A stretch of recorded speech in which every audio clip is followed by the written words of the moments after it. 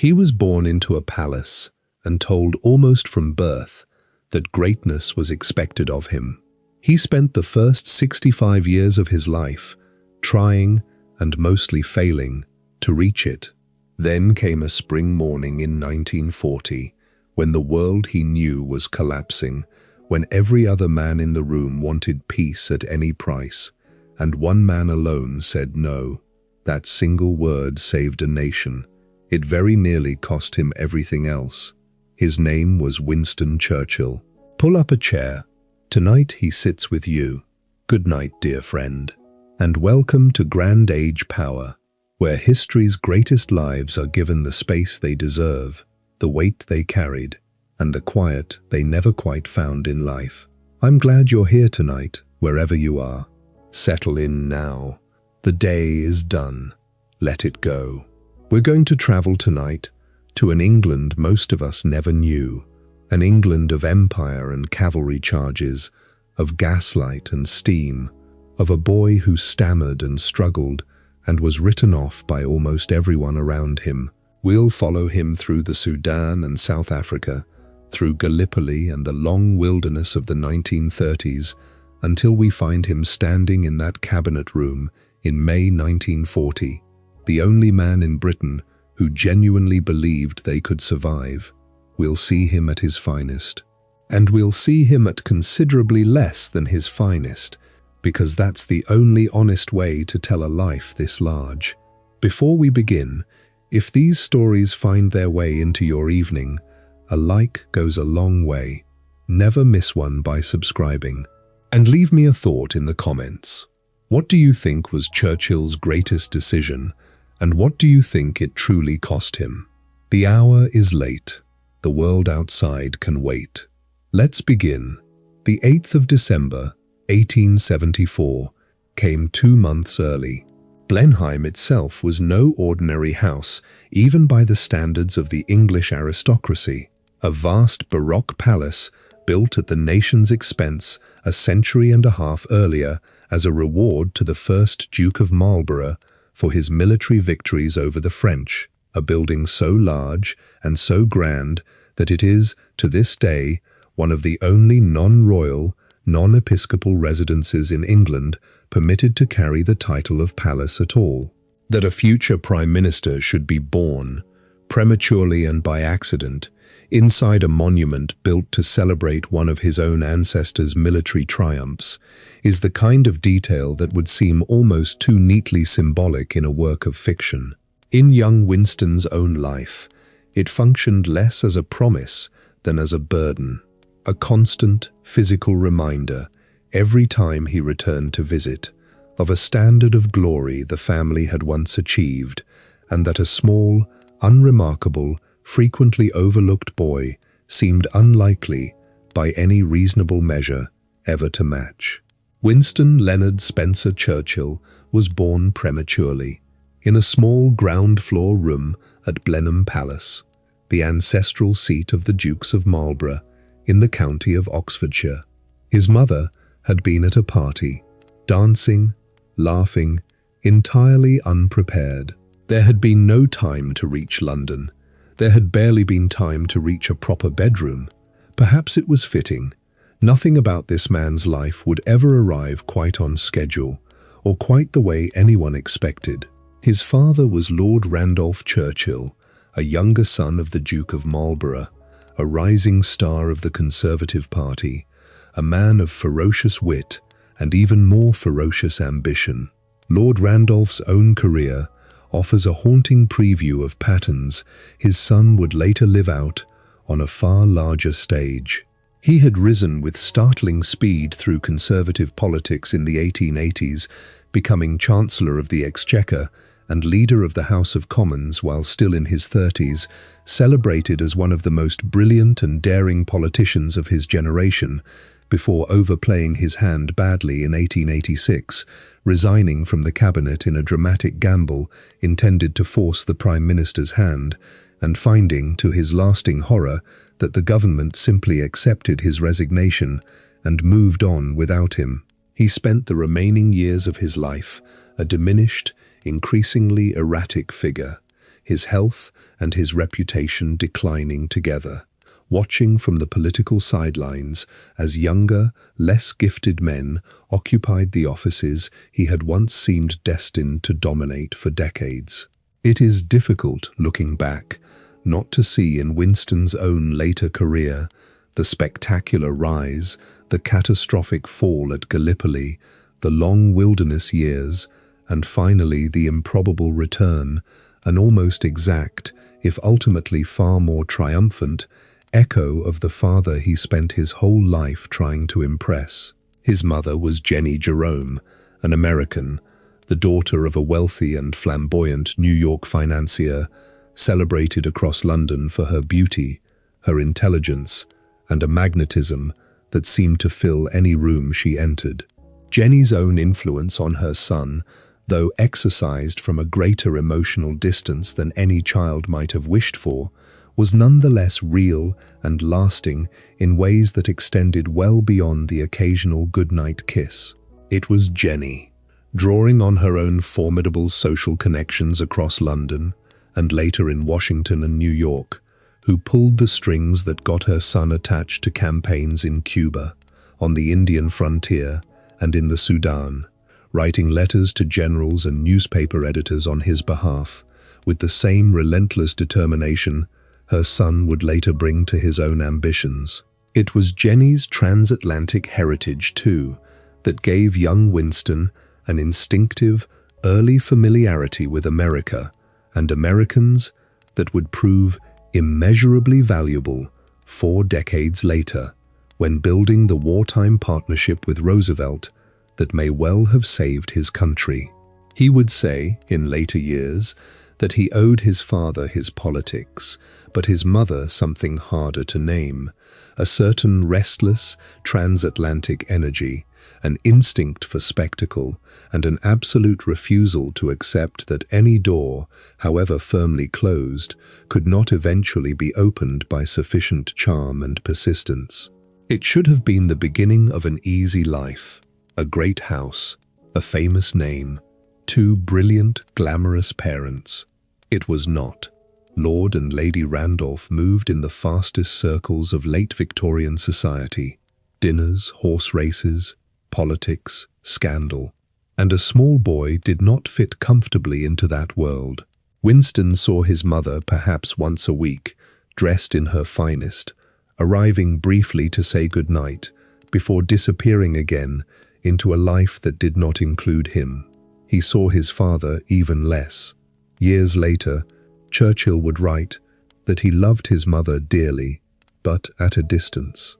He worshipped his father from an even greater one, and would spend much of his life trying and failing to win an approval that never fully came. The person who actually raised him was neither parent. It was his nanny, a stout, warm, devoted Englishwoman named Elizabeth Everest, whom he called Wom, or Womany. She fed him, comforted him, nursed him through childhood illnesses, and gave him something his own parents could not: the simple, unconditional sense that somebody, somewhere, thought he mattered. Decades later, when Churchill was a powerful cabinet minister with the weight of an empire on his shoulders, he kept a photograph of Mrs. Everest on his desk. He paid for her funeral out of his own pocket when the rest of the family had, in his eyes, abandoned her. Perhaps, in a life defined by the search for greatness, the truest lesson he ever learned came not from a duke or a prime minister, but from a nursemaid who simply refused to let him feel alone. Decades later, when Churchill was a powerful cabinet minister with the weight of an empire on his shoulders, he kept a photograph of Mrs. Everest on his desk. He paid for her funeral out of his own pocket when the rest of the family had, in his eyes, abandoned her. Perhaps, in a life defined by the search for greatness, the truest lesson he ever learned came not from a duke or a prime minister, but from a nursemaid who simply refused to let him feel alone. There is a small, telling detail from her final illness that Churchill himself recorded years later. He had, by then, left home for school and returned to visit her as her health failed, sitting at her bedside for hours at a time in a way his own parents, in all his years of childhood, had rarely managed to do for him. When she died, he arranged for a headstone, paid the outstanding bills she had quietly accumulated, caring for a family that had largely stopped noticing her, and visited her grave periodically for the rest of his life. It is not too much to say that the capacity for loyalty that would later define his relationships with soldiers, with colleagues, with an entire nation under bombardment, was first modeled for him not by anyone born to privilege, but by a woman whose own life the history books barely record at all. School did nothing to improve matters. He was sent first to a preparatory school where the discipline was brutal, even by Victorian standards. Boys were beaten for the smallest infractions, and young Winston, restless, defiant, and already possessed of a temper that would define him for the rest of his life, was beaten more than most. He hated it. He performed badly. His reports home described a boy who was disorganized, unpunctual, careless with his possessions, and utterly uninterested in anything that did not already interest him. At Harrow, one of England's great public schools, the pattern continued. He struggled with Latin and Greek, the subjects considered essential for any gentleman of promise. He was placed, by his own later account, in the lowest form in the entire school. His schoolmasters saw a boy who could not sit still, who talked back, who seemed constitutionally unable to apply himself to anything imposed upon him from outside. And yet, there were signs, if anyone had cared to look closely enough. He had, from an early age, an extraordinary memory. He could recite enormous stretches of poetry after hearing them only a few times. He won a prize at Harrow for reciting, from memory, 1,200 lines of Macaulay's Lays of Ancient Rome without a single error, a feat that stunned masters who otherwise considered him hopeless. He loved history with a passion that bordered on obsession, devouring accounts of great battles and great men, memorizing the campaigns of Napoleon and Marlborough with the same ease other boys memorized cricket scores. He built and commanded armies of toy soldiers by the thousand across the floor of his room, staging elaborate battles that could occupy him for entire afternoons. Visitors to the nursery at Blenheim and later at the family's London homes described a small boy utterly absorbed in these campaigns, arranging his soldiers with a precision and a strategic seriousness far beyond ordinary childhood play, refighting historical battles he had read about, inventing new ones entirely of his own devising, narrating the action aloud to himself in a running commentary that governesses and nursemaids found by turns charming and faintly exhausting. He kept detailed, self-invented rules for his miniature campaigns, insisting on a kind of internal logic and fairness even in games no one else was watching, an early and telling glimpse of the same mind that would later spend hours poring over real casualty figures and real supply lines with exactly the same combination of imaginative sweep and obsessive attention to detail. There is one particular afternoon from those Harrow years worth lingering over, because it says more about the boy than a decade of school reports ever could. A master, exasperated by young Churchill's chronic inattention in class,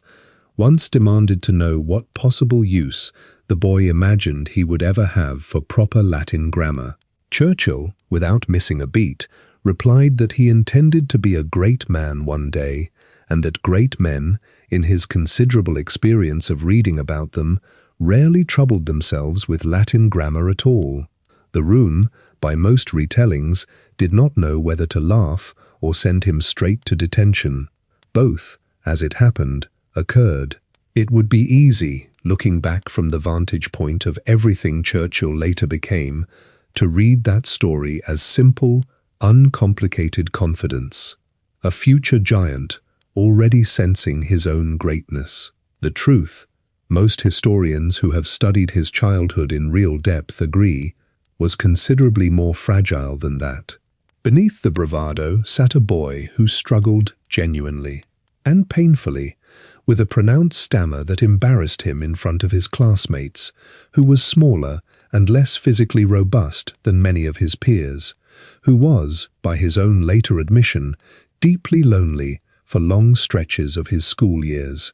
writing home with a frequency and an emotional need that his largely absent parents rarely matched in their replies. The grand pronouncements about future greatness may well have been less a statement of certainty than a kind of armor, a story he told himself and anyone else who would listen, because the alternative story, the one where an awkward, stammering, overlooked boy simply stayed exactly that way forever, was too painful to sit with. His father, watching his son arrange 1,500 toy soldiers into precise regimental formations, made one of the few decisions of real consequence he would ever make regarding his son's future. He decided that Winston was suited for the army. It was not entirely a compliment. In the class-conscious calculus of Victorian England, a career in the military was often what a family chose for a son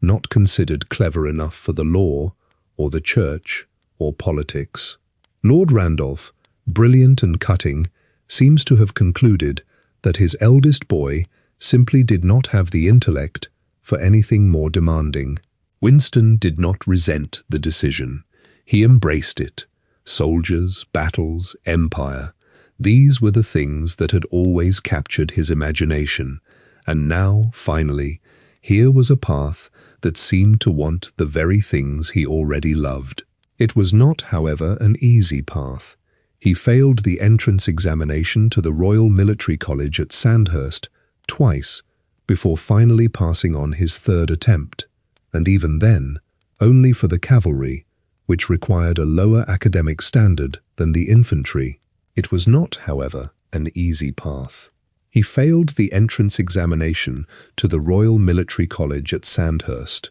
twice before finally passing on his third attempt, and even then only for the cavalry, which required a lower academic standard than the infantry. Consider what those two failures must have felt like from the inside. A young man already convinced, in some fierce private corner of himself, that he was destined for greatness, failing not once but twice at the single gateway that stood between him and even the modest, second-tier career path his own father had already resigned himself to expecting of him. He studied for the third attempt with an intensity his tutors had never previously witnessed from him,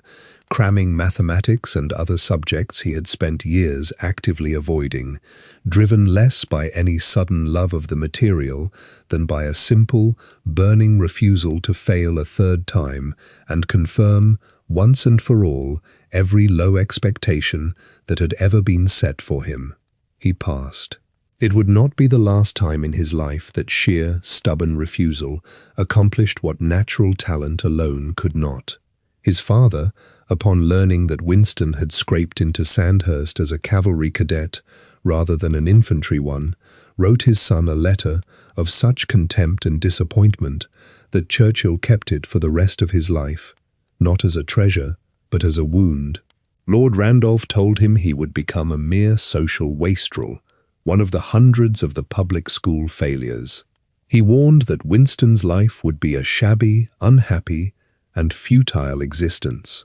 Winston Churchill was 20 years old when his father wrote those words to him. Perhaps, lying awake afterward turning that letter over in his mind, he had no way of knowing that history would eventually judge the two of them very differently. Perhaps some quiet, stubborn part of him already suspected it. Either way, something in him hardened at moments like this one, not into bitterness, but into a fierce and lasting determination to prove, to his father and to everyone else who had ever underestimated him, that he was not a failure at all. Perhaps, In the long, empty afternoons of his childhood, when the great house around him echoed with a silence no small boy should ever have to sit inside alone, something in him began to form that would shape everything still to come. A conviction, quiet at first and then unshakable,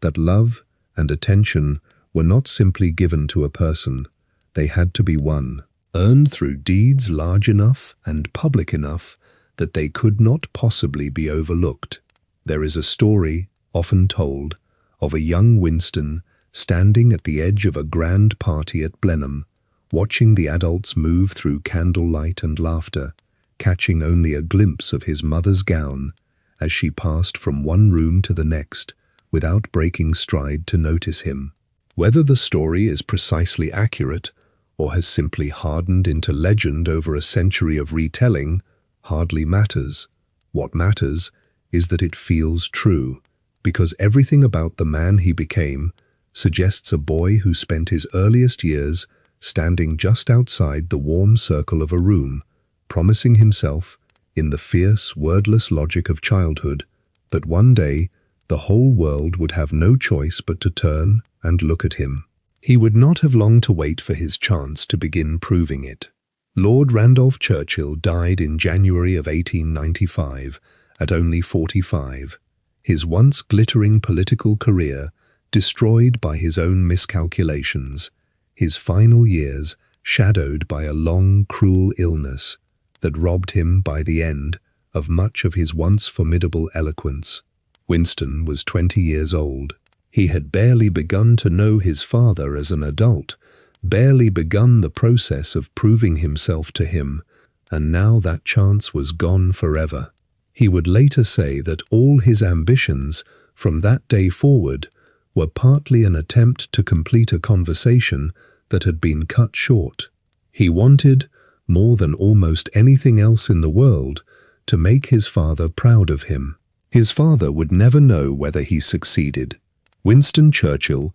would spend the rest of his life trying to answer that question anyway. Through decades of speeches, of books, of battles fought, and offices held, each one, in some quiet corner of him, addressed as much to a dead man in a grave as to the living public watching him. It is, perhaps, one of the oldest and most human of all engines of greatness. A child who never quite received the words he needed, spending an entire lifetime trying to become undeniable enough that the silence itself would finally answer him. He graduated from Sandhurst that same year, commissioned as a second lieutenant in the 4th Queen's Own Hussars, a smart and fashionable cavalry regiment. He had a horse. He had a uniform. He had, for the first time in his young life, a clear and honorable place in the world.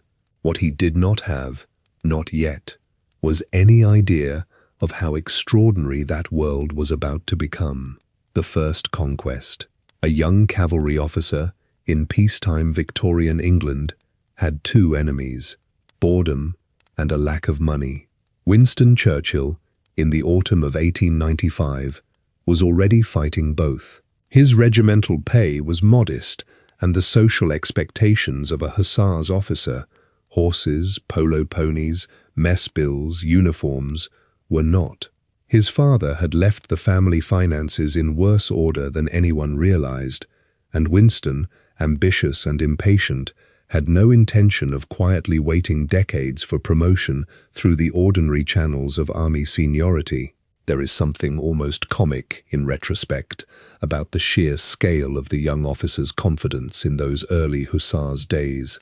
A 20-year-old subaltern, barely a year out of Sandhurst, already writing to newspaper editors proposing himself as a war correspondent for conflicts on the other side of the world, already calculating, with an accountant's precision, exactly how many guineas per column he might command for dispatches from wherever the next fighting happened to break out. Fellow officers, most of them content to while away their careers on the parade ground and the polo field, found the ambition faintly startling and more than a little presumptuous in someone so junior. He wanted action. He wanted his name in the newspapers, and he had discovered, almost by accident, a way to get both, and get paid for it. He would go wherever the fighting was, and he would write about it. His first stop was Cuba, then a Spanish colony fighting a brutal war of independence. Churchill, 20 years old, secured leave from his regiment,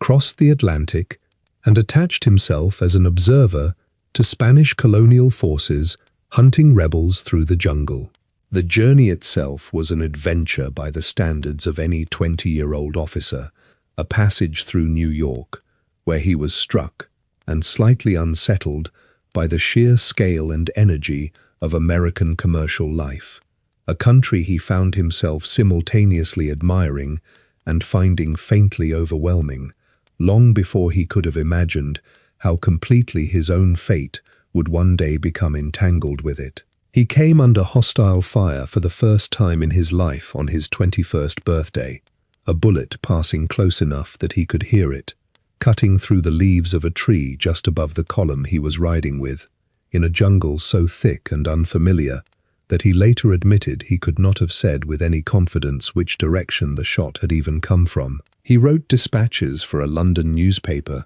describing what he saw, and discovered something important about himself in the process. He was not afraid, or rather, he was afraid, as any sane person would be, but the fear did not paralyze him. If anything, it exhilarated him. He would spend the rest of his young life chasing that particular feeling across half the world. He returned to his regiment, which was soon posted to India, to Bangalore, in the south, where the routine was polo, parties, and a punishing tropical heat that many young officers found simply the price of empire. Churchill found something else there too, time to read. Lacking the classical education his peers had received at university, and painfully aware of the gap, he began an intense private course of self-education, working through Gibbon's Decline and Fall of the Roman Empire, Macaulay's History of England, Plato, Darwin, and the great parliamentary speeches of the previous century, often for 4 or 5 hours a day in the crushing heat. He was, in effect, building his own Oxford education from the pages of a personal library, alone, by lamplight, determined to never again feel intellectually inferior to any man in any room. He wrote to his mother during these months, asking her to send out crate after crate of serious books from London, not novels, but history, philosophy, political economy, the kind of reading he had avoided at school and now pursued with the hunger of a man trying to make up for lost years. He read Gibbon start to finish, filling notebooks with his own observations on the rise and fall of empires, a subject that would occupy no small part of his own life's work still to come.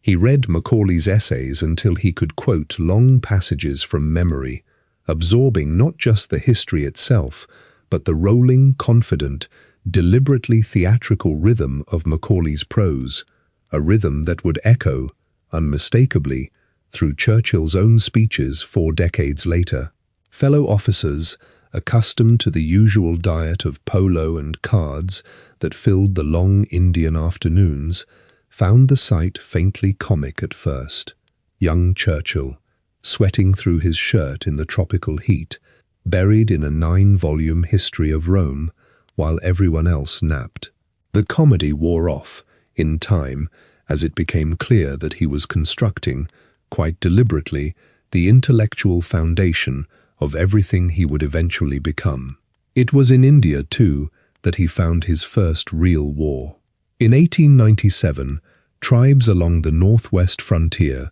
the rugged, mountainous border country separating British India from Afghanistan, rose in revolt against British rule. Churchill, hearing the news, used every connection his mother could summon in London to attach himself to the punitive expedition sent to put the uprising down, serving partly as a cavalry officer and partly, once again, as a newspaper correspondent, filing dispatches under a byline that was already beginning to attract attention. The Malakand campaign, as it became known, was brutal. Close-quarters mountain warfare, ambushes in narrow defiles, villages burned, casualties on both sides. Churchill rode with the relief columns, pushing up through the passes, exposed on the high, rocky ground where tribal marksmen, who had grown up hunting in that exact terrain, held every advantage over troops trained for open-field engagements.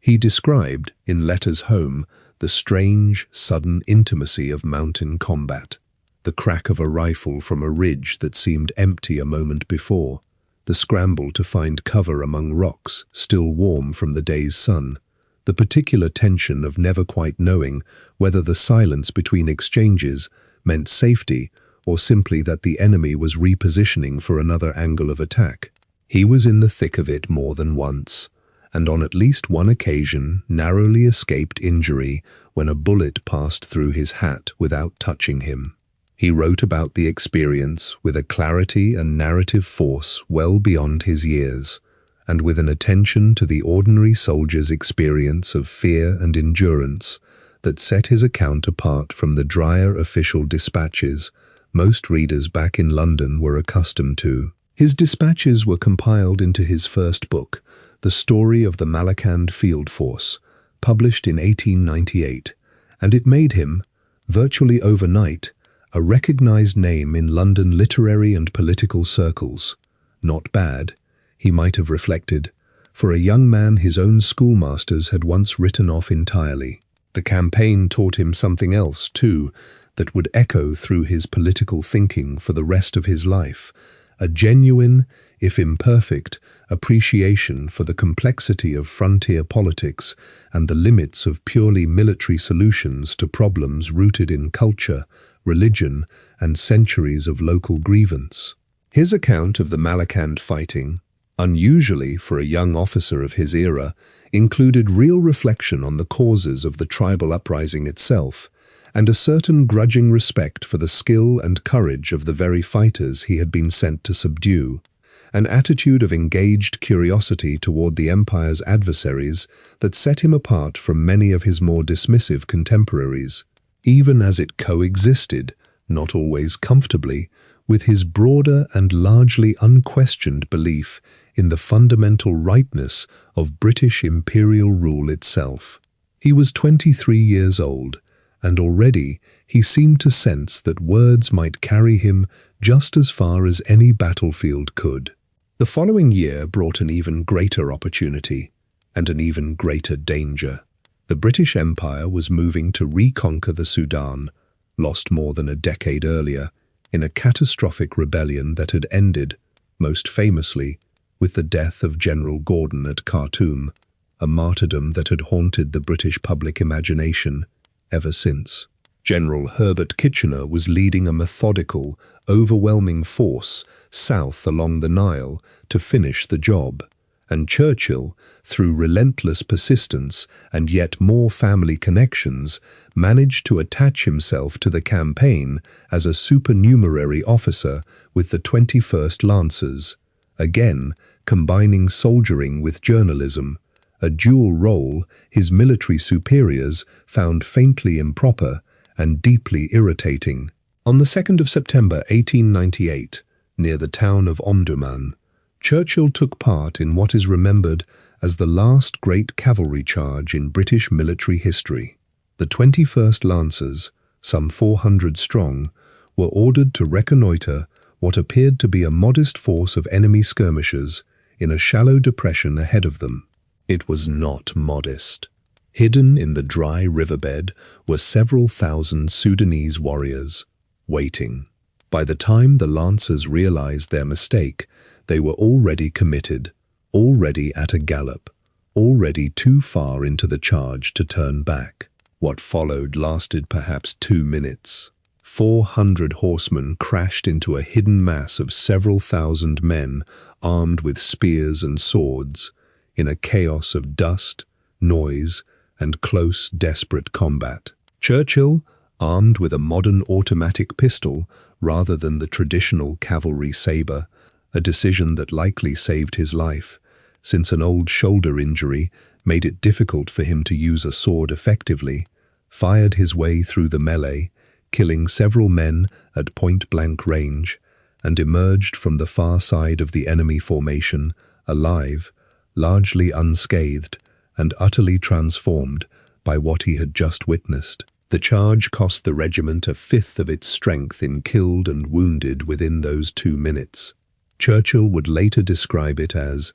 the most dangerous 2 minutes I shall live to see, and write about it with unflinching honesty. The terror of it, the confusion of it, the strange and troubling exhilaration of it, all recorded in his second book, The River War, a work that also included, notably, a sharp and controversial criticism of General Kitchener's treatment of enemy wounded and dead after the main battle, an early sign of a trait that would follow Churchill his entire career. He was never especially interested in staying quiet, simply because a superior officer, however senior, might prefer that he did. The wider battle that day was, by any honest accounting, one of the most one-sided engagements of the entire imperial age. A British and Egyptian force, equipped with modern rifles, machine guns, and artillery, facing a Sudanese army that fought,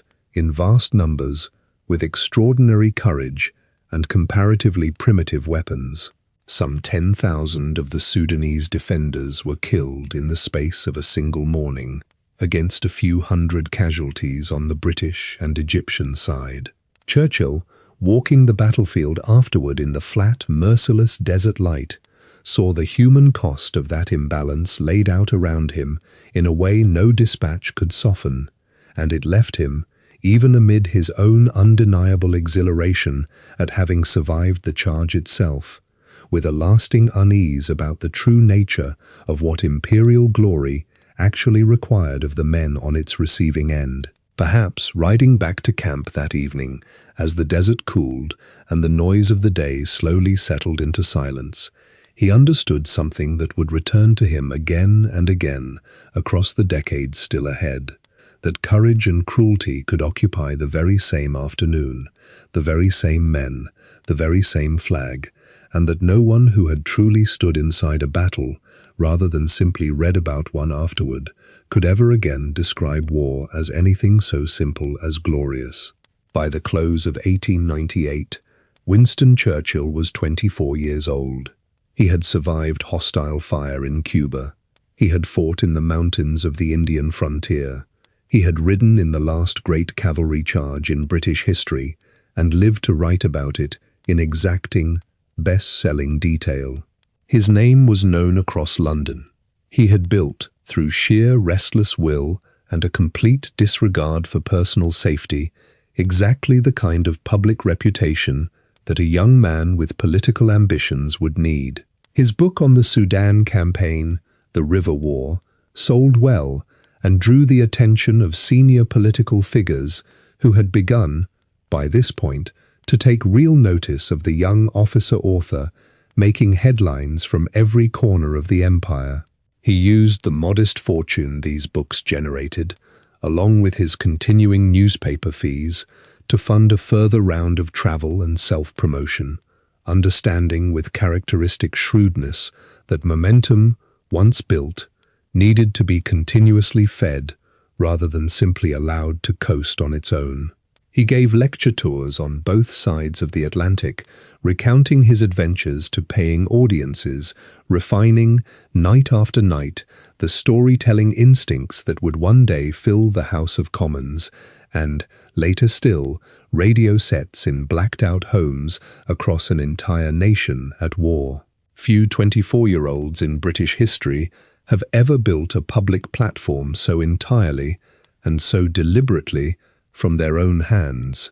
He resigned his army commission that same year. The decision was not made lightly, whatever confidence he projected about it publicly. He had, after all, spent the better part of his adult life to that point building precisely the kind of military reputation a career soldier might spend decades pursuing, and walking away from it at only 24, however calculated the move, meant surrendering a clear, well-defined path for one considerably more uncertain. Friends and family were divided on the wisdom of it. Some admired the audacity of a young man willing to bet his entire future on political ambition rather than settle for the comfortable, respectable trajectory of a career officer. Others privately worried that he was squandering hard-won credibility on a gamble that Parliament, with its own entrenched hierarchies and old rivalries, might prove far less forgiving of youthful daring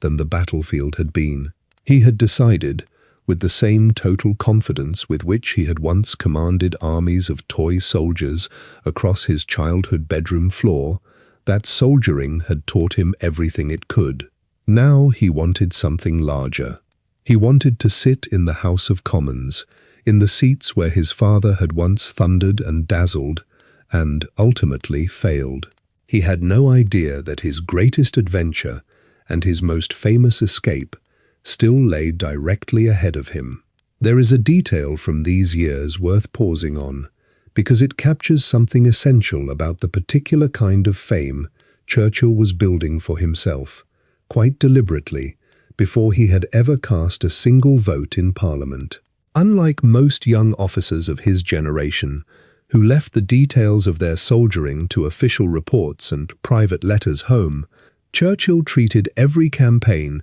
as raw material for a public narrative, negotiating publishing contracts and newspaper fees with the same shrewd, calculating energy he brought to a cavalry charge. He understood, with an instinct well beyond his years, that in the new mass circulation newspaper age, then transforming British public life, a story told vividly and often enough could build a political career every bit as effectively as a district's worth of quiet constituency service. It was a formula almost nobody else of his class and generation had yet fully grasped, and it would serve him, in one form or another, for the rest of his public life. Through war memoirs, through wartime radio broadcasts, through the Nobel Prize in Literature, still 5 decades away. The soldier and the storyteller, in Winston Churchill, were never really two separate men. They were, from the very beginning,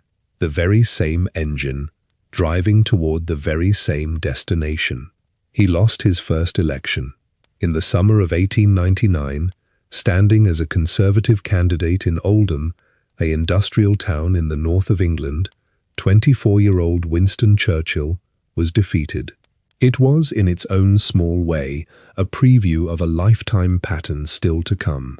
Extraordinary highs, sudden humiliating reversals, and always, the refusal to accept a defeat as final. He took the loss hard, by his own later account, having convinced himself in advance that his growing public reputation as a soldier and a writer would carry him easily into Parliament on his very first attempt. The defeat taught him an early and useful lesson about the difference between fame and votes, that a young man's dashing reputation, however widely admired in the newspapers,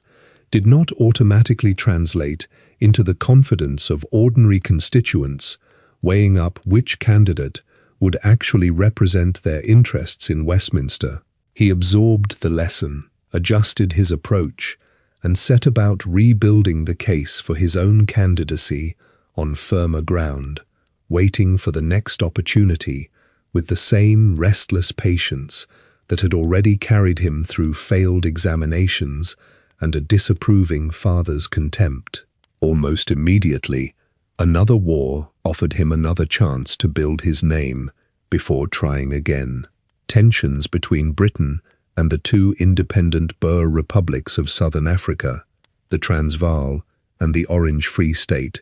had been building for years over land, gold, and political rights, and in October of 1899, they finally broke into open war. Churchill, once again combining soldiers' instincts with a journalist's eye for opportunity, secured an extraordinarily well-paid position as a war correspondent and sailed for South Africa within days of the declaration. He had been in the country only a matter of weeks when, in November 1899, He was aboard an armoured train that was ambushed by Boer commandos along a stretch of open track. In the chaos that followed, the locomotive derailed, rifle fire pouring down from the surrounding hills. Churchill, though officially a civilian correspondent, took charge with the calm, natural authority that would later define his entire public life, organizing the effort to clear the wrecked cars from the line under fire, helping wounded men to safety, working the engine free. He moved along the length of the stalled train under direct enemy fire, coordinating soldiers he had no formal authority to command, coaxing the wounded locomotive forward, inch by inch, as Boer riflemen fired down from the surrounding ridgeline, and by his own later account, felt, in the middle of that chaos, an almost eerie calm descend over him, a clarity of purpose that blocked out the noise and the danger and left room only for the immediate, practical problem of freeing the engine, and left room only for the immediate, practical problem of freeing the engine, and left room only for the immediate, practical problem of freeing the engine, and left room only for the immediate, practical problem of freeing the engine, and left room only for the immediate, practical problem of freeing the engine, and left room only for the immediate, practical problem of freeing the engine, and left room only for the immediate, practical problem of freeing the engine, and left room only for the immediate, practical problem of freeing the engine, and left room only for the immediate, practical problem of freeing the engine, and left room only for the immediate, It was, by any measure, an act of considerable personal courage. It also very nearly got him killed, and it did get him captured. Boer forces took him prisoner, along with dozens of British soldiers, and marched him off to a converted school building in Pretoria that was serving as a prisoner of war camp for captured officers. Churchill hated captivity from the first hour. He found the confinement, the tedium, the sheer helplessness of it almost unbearable, and he began plotting his escape almost immediately. On the night of the 12th of December, 1899, he seized his moment. Scaling the perimeter wall of the camp while the guards' attention was elsewhere, he dropped down into the darkness of an unfamiliar, hostile city, alone, with almost no money, no map, no knowledge of the local Afrikaans or Dutch languages, and a striking, easily recognized face that had already appeared in newspapers on 2 continents. The 2 fellow officers who had planned to escape with him were unable to get over the wall behind him. Churchill went on alone. What followed was almost 300 miles of desperate, improvised flight, hiding in freight trains under piles of coal sacks, walking by night through open country, at one point knocking, in sheer desperation, on the door of the only house showing a light for miles around, and by extraordinary good fortune finding it occupied by one of the few English-speaking mine managers in the entire district, a man willing to hide him down a working coal mine for days while a nationwide manhunt, complete with wanted posters and a cash reward for his capture, dead or alive, swept the country above him. Picture those days underground for a moment. A young man, accustomed to the finest London clubs and the great country houses of the English aristocracy, crouched instead in the near-total darkness of a working mineshaft hundreds of feet below the Transvaal countryside, sharing candlelight and stale bread with miners who risked their own lives simply by keeping him hidden, listening for the sounds of search parties passing somewhere above, unable to move, unable to write, unable to do anything but wait and trust men he had known for barely a day. It was, in its way, the loneliest stretch of his entire life to that point, and also, by his own later account, one of the periods that taught him most clearly just how much raw, patient endurance a person could summon when the alternative was capture, or worse. When at last it was judged safe enough to move him, He was smuggled out disguised among sacks of wool aboard a freight train bound for the border, riding for hour after hour in cramped, suffocating darkness, uncertain until the very last mile whether the plan would actually hold. He finally crossed the border into neutral Portuguese territory on the 21st of December, filthy, exhausted, and instantly, spectacularly famous. The story of his escape was reported not just across Britain, but around the world. A daring young Englishman, alone, penniless, hunted, walking straight through enemy territory to freedom. He arrived at the British consulate in Lourenço Marques, still wearing the same clothes he had escaped in weeks earlier, and within hours, the telegraph wires were carrying his story to every corner of the British Empire and beyond. He made his way onward to Durban, where the scale of his new fame became immediately, almost overwhelmingly clear. Crowds gathered at the docks, simply to catch a glimpse of him. Strangers pressed forward to shake his hand, and the modest 25-year-old who had left England only months earlier as one ambitious officer among thousands, found himself, quite suddenly, treated as a national hero on a scale usually reserved for generals who had won entire campaigns, rather than a single captured correspondent who had won. He returned to a hero's welcome that no election result could have manufactured for him. He stood for Parliament again in the general election of 1900, in the same constituency of Oldham that had rejected him the previous year. This time, riding the wave of his newfound celebrity, he won. Winston Churchill entered the House of Commons in February 1901, 26 years old, already one of the most recognizable names in the country, carrying with him both his father's old political connections and an entirely self-made reputation as a man of action. It was, in every sense, exactly the beginning he had always believed he deserved. What followed over the next decade was a political rise of remarkable speed,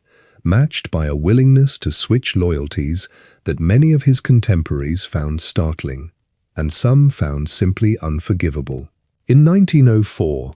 disagreeing sharply with his own Conservative Party over trade policy, Churchill crossed the floor of the House of Commons entirely, joining the opposition Liberal Party, a defection his former colleagues never fully forgave. The moment of the crossing itself has become one of the small, vivid legends of British parliamentary history. Churchill, arriving at the House one afternoon to find himself increasingly isolated within his own party over the free trade question, is said to have walked the length of the chamber floor in full view of members on both sides, crossing from the Conservative benches to sit among the Liberals for the very first time, a gesture theatrical enough that it might have been lifted from one of the historical dramas he so loved reading as a boy. Conservative members who had known him since Harrow, some of them close personal friends of his late father, watched in open disbelief, and several never spoke to him again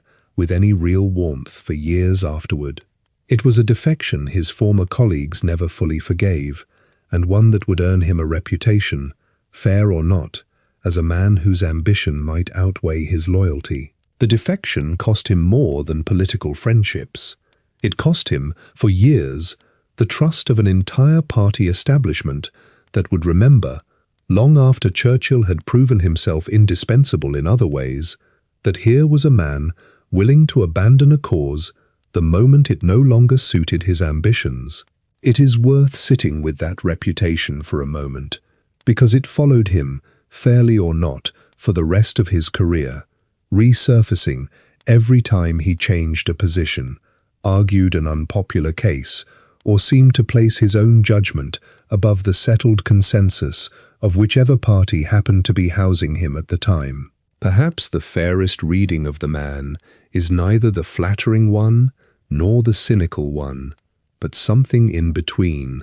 a politician whose loyalty, first and always, was to his own reading of what a given moment actually required, regardless of which team's colors he happened to be wearing when he reached that conclusion. It made him, across 6 decades of public life, both spectacularly effective and, to no small number of contemporaries, spectacularly difficult to fully trust. Within the Liberal government, however, his talents were undeniable, and his rise resumed almost immediately. President of the Board of Trade. Home Secretary, the youngest man to hold that office in half a century, responsible for prisons, policing, and public order, a role in which he showed both a genuine reforming instinct, improving conditions for prisoners, supporting early social welfare legislation, and, at moments, a taste for personal drama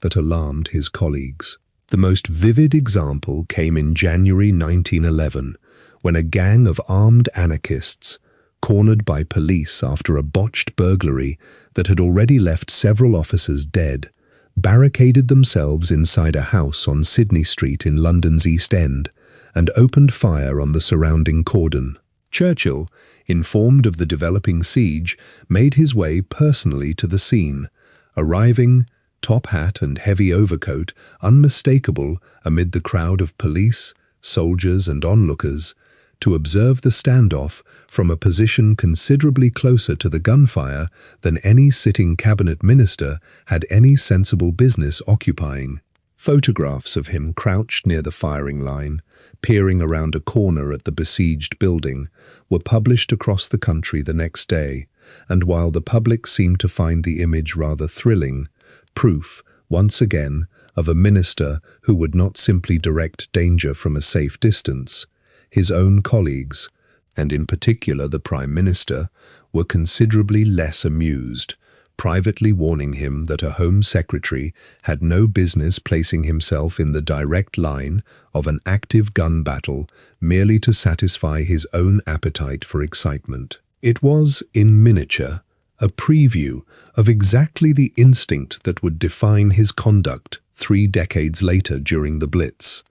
An almost physical inability to direct a crisis from anywhere but its immediate center. Then, in 1911, came the post that would define so much of what followed. First Lord of the Admiralty, the civilian head of the Royal Navy, the mightiest fleet the world had ever seen. Churchill threw himself into the role with characteristic intensity, modernizing the fleet, converting it from coal to oil power, expanding naval aviation. The shift from coal to oil alone represented a strategic gamble of enormous consequence, since Britain possessed abundant coal reserves of its own, but virtually no domestic oil, meaning the entire Royal Navy would become dependent on secure overseas supply lines the moment the conversion was complete. Churchill pushed the change through regardless, convinced that the speed and operational flexibility oil-fired ships offered over their coal-burning counterparts was worth the strategic vulnerability, and moved simultaneously to secure Britain's oil supply by negotiating a controlling government stake in the Anglo-Persian Oil Company, a decision with consequences that would echo through the geopolitics of the Middle East for the rest of the century. He also established the Royal Naval Air Service, recognizing earlier than most of his military contemporaries that the airplane, still a fragile and unproven novelty to many senior officers, represented the future of warfare rather than a passing curiosity, and even took flying lessons himself, against the strong objections of Clementine and his own doctors, in order to understand personally what he was asking his new aviators to master, and, critically, pressing, often against resistance, for the fleet to be brought to a state of readiness precisely as tensions across Europe began sliding toward catastrophe. When the First World War broke out in August 1914, the Royal Navy was, in no small part due to Churchill's preparations, ready. In the tense final days before the declaration of war, with European diplomacy collapsing hour by hour, Churchill took a decision on his own initiative that would later be recognized as one of the single most consequential acts of the entire pre-war period, ordering the British fleet, then gathered for a scheduled test mobilization, not to disperse to its home ports as originally planned, but to sail instead directly to its war stations in the North Sea, days before Britain had even formally entered the conflict. It was a bold, arguably premature use of his authority, taken without full cabinet sanction, and had events unfolded differently, it might easily have been remembered as a reckless overreach. Instead, when war came only days later, the Royal Navy was already exactly where it needed to be. A head start that senior naval officers credited for years afterward with helping secure British command of the seas at the very outset of a war in which that command would prove absolutely decisive. It should have been his finest hour. Instead, it produced the first true catastrophe of his career. In 1915, seeking a way to break the horrific stalemate of trench warfare on the Western Front, Churchill was among the most forceful advocates for a bold alternative. An amphibious assault on the Gallipoli Peninsula in the Ottoman Empire, intended to force open the Dardanelles Strait, seize Constantinople, and knock Turkey out of the war entirely, opening a supply route to Russia and outflanking the entire deadlock in France. The plan, in concept, was audacious and imaginative, precisely the kind of bold stroke Churchill's mind naturally produced. It emerged from exactly the kind of restless, unconventional thinking that had always distinguished Churchill from more cautious military minds. A conviction that the grinding, static horror of trench warfare on the Western Front represented a failure of imagination as much as a failure of arms, and that a single bold stroke elsewhere on the map might unlock the entire stalemate at a fraction of the cost in lives. It was, in its purest form, exactly the kind of idea that had served him so well as a young man riding into cavalry charges and escaping prison camps, audacity rewarded by fortune. But the plan depended on a degree of coordination, secrecy, and naval and military cooperation that the command structures of 1915 simply could not deliver, and the gap between Churchill's visionary conception and its clumsy, compromised execution would prove to be the single most costly lesson of his entire career. In execution, it was a disaster. Naval bombardments failed to silence Ottoman shore defenses. Landings were delayed, poorly coordinated, and met by well-prepared Turkish forces on commanding high ground. What was meant to be a swift, decisive stroke became, instead, an 8-month bloodbath of trench warfare on a narrow, exposed beachhead, ending in a full withdrawal and something on the order of 250,000 Allied casualties. The political fallout landed almost entirely on Churchill. He was blamed, publicly and savagely, as the chief architect of the catastrophe, not entirely fairly, since the operation had been approved by the full war cabinet and hampered at every stage by others' delays and mistakes, but fairly enough that his political career, at only 40 years old, appeared to be finished. He was forced out of the Admiralty. He resigned from the cabinet altogether. The press that had once celebrated him as a young hero now painted him as reckless, vain, and dangerous. A man whose romantic love of bold action had cost tens of thousands of lives. Consider what it must have felt like, in those first weeks after his resignation, for a man who had spent his entire adult life building toward exactly this kind of authority, to suddenly find himself with none of it at all. The invitations to cabinet meetings simply stopped arriving, the newspapers that had once celebrated his daring now competing to describe him in the harshest possible terms, old friends and colleagues finding sudden reasons to be occupied elsewhere when his name came up. Clementine, watching her husband in those weeks, would later say she feared, for the only time in their long marriage, that grief over Gallipoli might genuinely break him. He would sit for long stretches in complete silence. This man who had never in his life been at a loss for words, staring at nothing in particular, the weight of 250,000 casualties pressing down on him in a way that no political attack, however vicious, could match. Churchill did something almost nobody expected of a disgraced former cabinet minister. He rejoined the army as a serving officer and asked to be sent to the front. He commanded an infantry battalion in the trenches of Flanders through the winter of 1915 and into 1916, not from behind a desk, but in the mud and the shell fire alongside his men, sharing their rations, their dugouts, their constant nearness to death, in a stretch of the line so exposed that his predecessor had described it as one of the worst postings on the entire front. His men, initially skeptical of a disgraced former cabinet minister parachuted in to command them,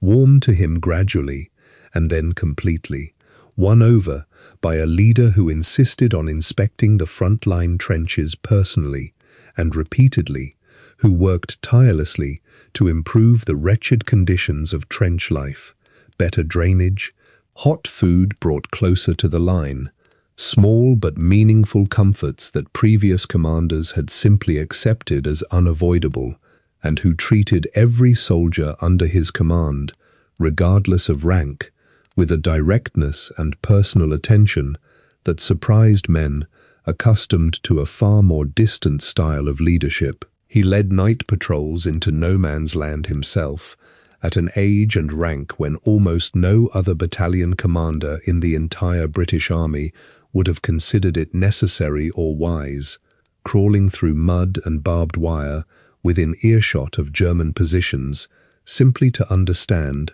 firsthand, exactly what he was asking his men to endure. He wrote to his wife Clementine with a strange and moving honesty about facing the possibility of his own death, and about finding, even amid the horror of it, a kind of peace in simply doing his duty without any of the political scheming that had consumed him for years. He returned to politics in 1917, gradually rehabilitated, holding a string of ministerial offices through the end of the war and into the 1920s. Minister of Munitions, Secretary of State for War, Colonial Secretary, and, from 1924, Chancellor of the Exchequer, one of the great offices of state, controlling the nation's finances. As Secretary of State for War, in the immediate aftermath of the First World War, Churchill also became one of the loudest voices in the British government, urging intervention against the new Bolshevik government in Russia,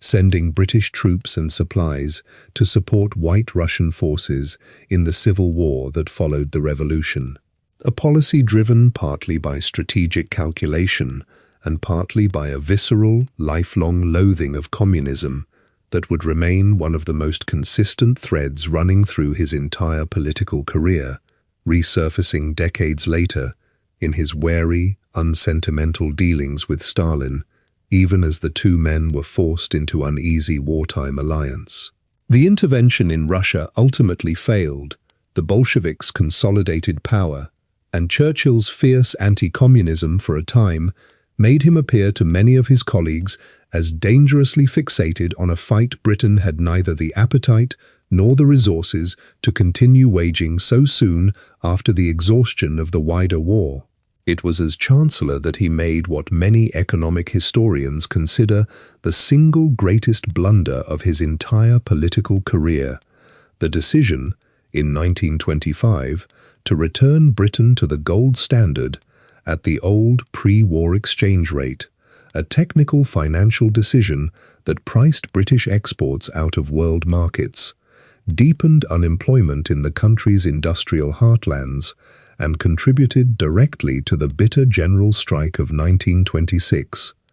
When the general strike itself finally erupted the following year, Churchill's role took an unexpected and, to many contemporaries, alarming turn. Rather than working primarily to mediate the dispute, he threw himself into organizing the government's response with an almost martial relish, personally overseeing the production of a government newspaper, the British Gazette, intended to counter the striking print unions and keep the public informed of the government's position, and advocating at points for a considerably harder line against the strikers than many of his cabinet colleagues felt was wise or necessary. It reinforced, for a significant portion of the British Labour movement,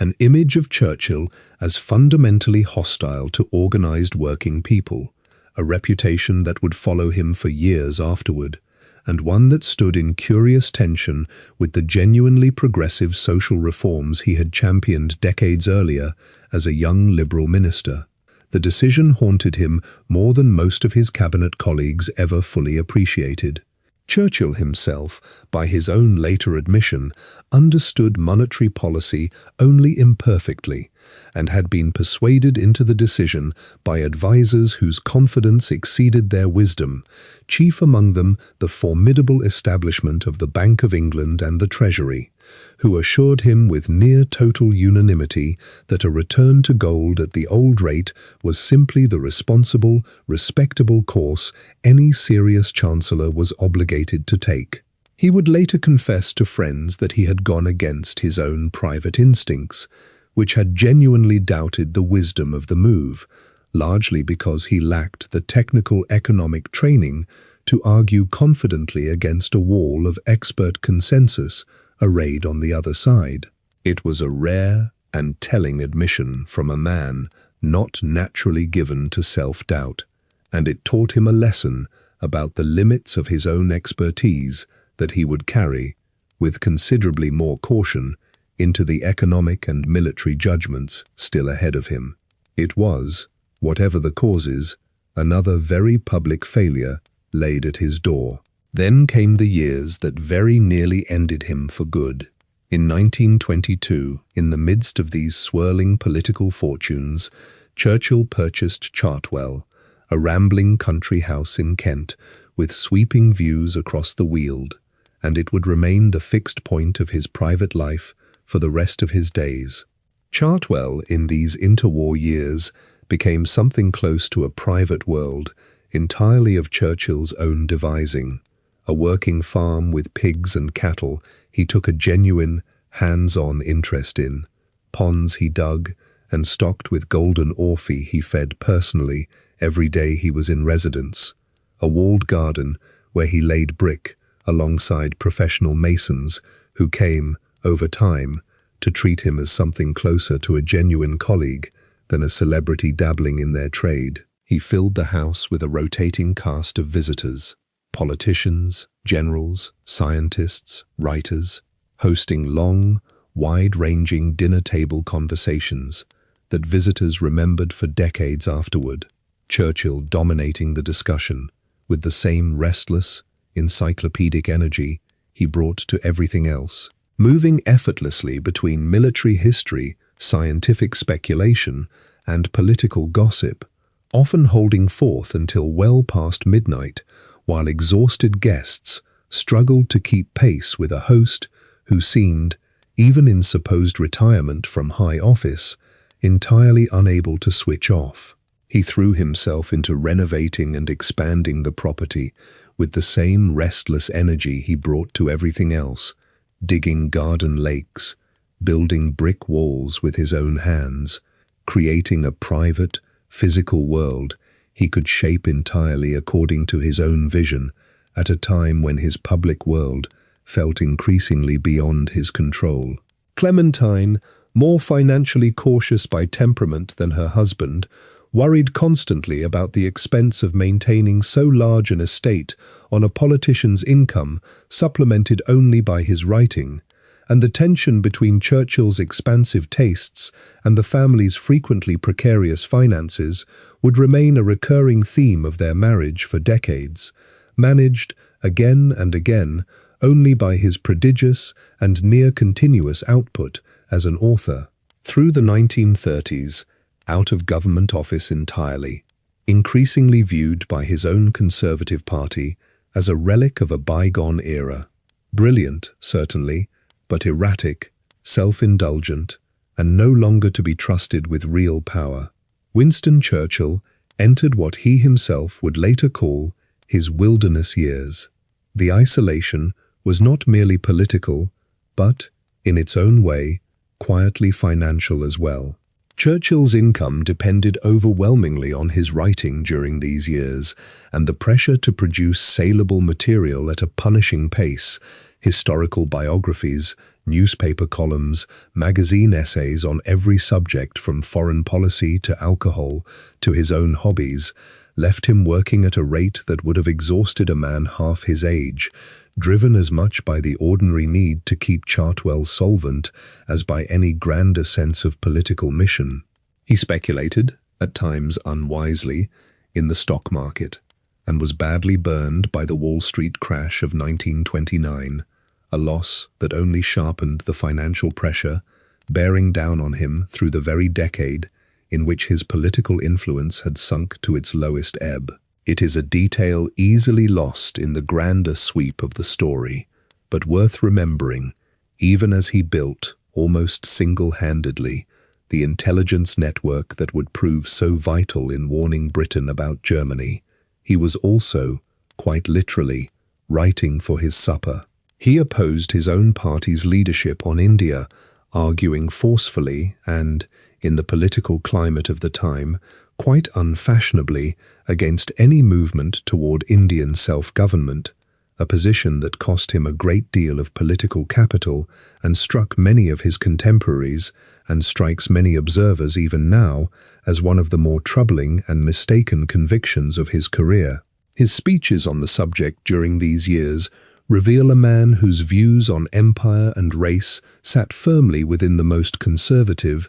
and, in retrospect, most indefensible currents of his era's imperial thinking, describing Indian self-rule in terms that dismissed the competence and readiness of an entire subcontinent's population in language that even sympathetic biographers have struggled to excuse rather than simply explain. It was a position that would, within little more than a decade, be overtaken entirely by events, as India secured its independence regardless of Churchill's fierce and sustained opposition, one of the clearest instances in his long career of a conviction held with total, unwavering confidence that history would go on to judge, decisively, as wrong. He supported King Edward VIII during the abdication crisis of 1936, backing a losing and unpopular cause yet again, further isolating himself from mainstream political opinion. His motives in the affair were a genuinely tangled mixture of personal loyalty and constitutional principle. He had known Edward since the future king's youth and felt a real, old-fashioned sense of obligation to a monarch he believed deserved a fair hearing before being forced from the throne, and he argued, not unreasonably, on strictly constitutional grounds, that the government was moving to force the king's hand with unseemly haste. But the wider public and the vast majority of his own parliamentary colleagues saw the matter far more simply. A king determined to marry a twice-divorced American woman against the clear wishes of the church and the government, a scandal the country wished resolved quickly and quietly,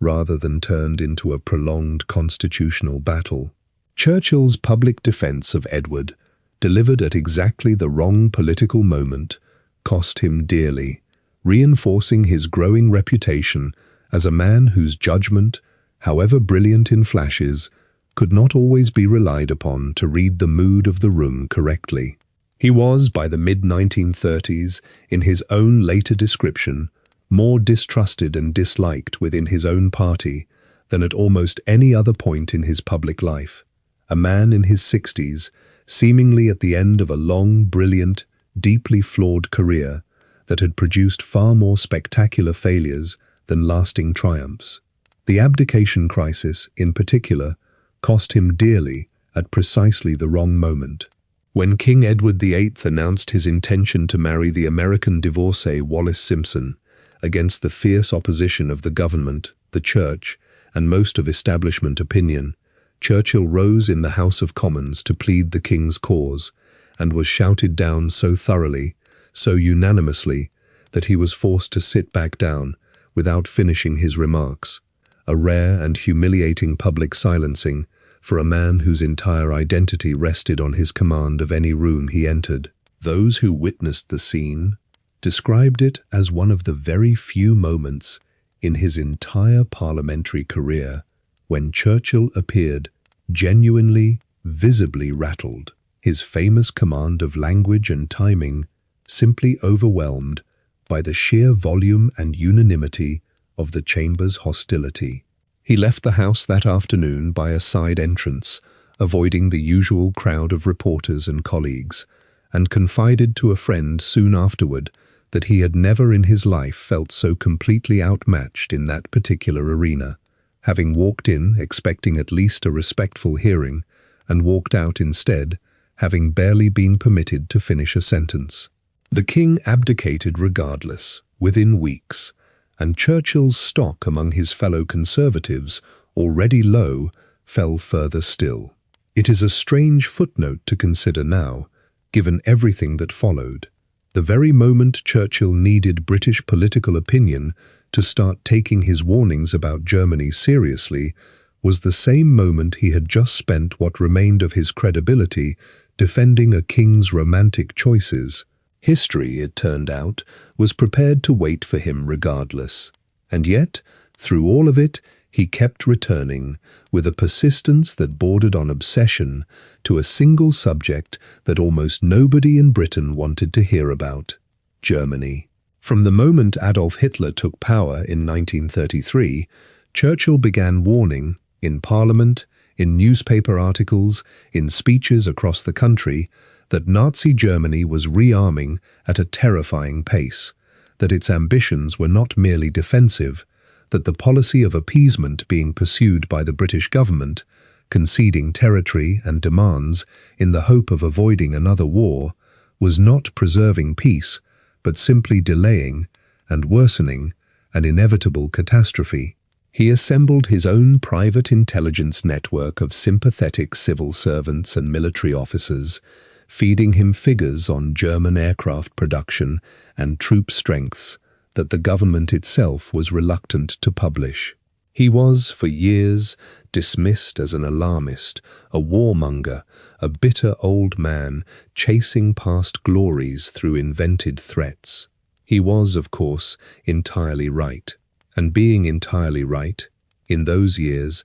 earned him almost nothing but further isolation. Colleagues in the smoking rooms of Westminster rolled their eyes when he rose to speak. Younger members of his own party regarded him, by their own later recollection, as something of a tragic curiosity, a once great man who had simply lost the thread, whose obsession with a rearming Germany seemed less like foresight and more like the fixation of someone no longer quite fit for high office. He was excluded from government, excluded increasingly from his own party's inner councils, reduced to warning an empty House of Commons chamber, night after night, about tank production figures and aircraft factories that almost nobody else in the room believed, or wished to believe, were quite as alarming as he insisted. He kept working anyway. At Chartwell, his home in Kent, he built what amounted to a private intelligence operation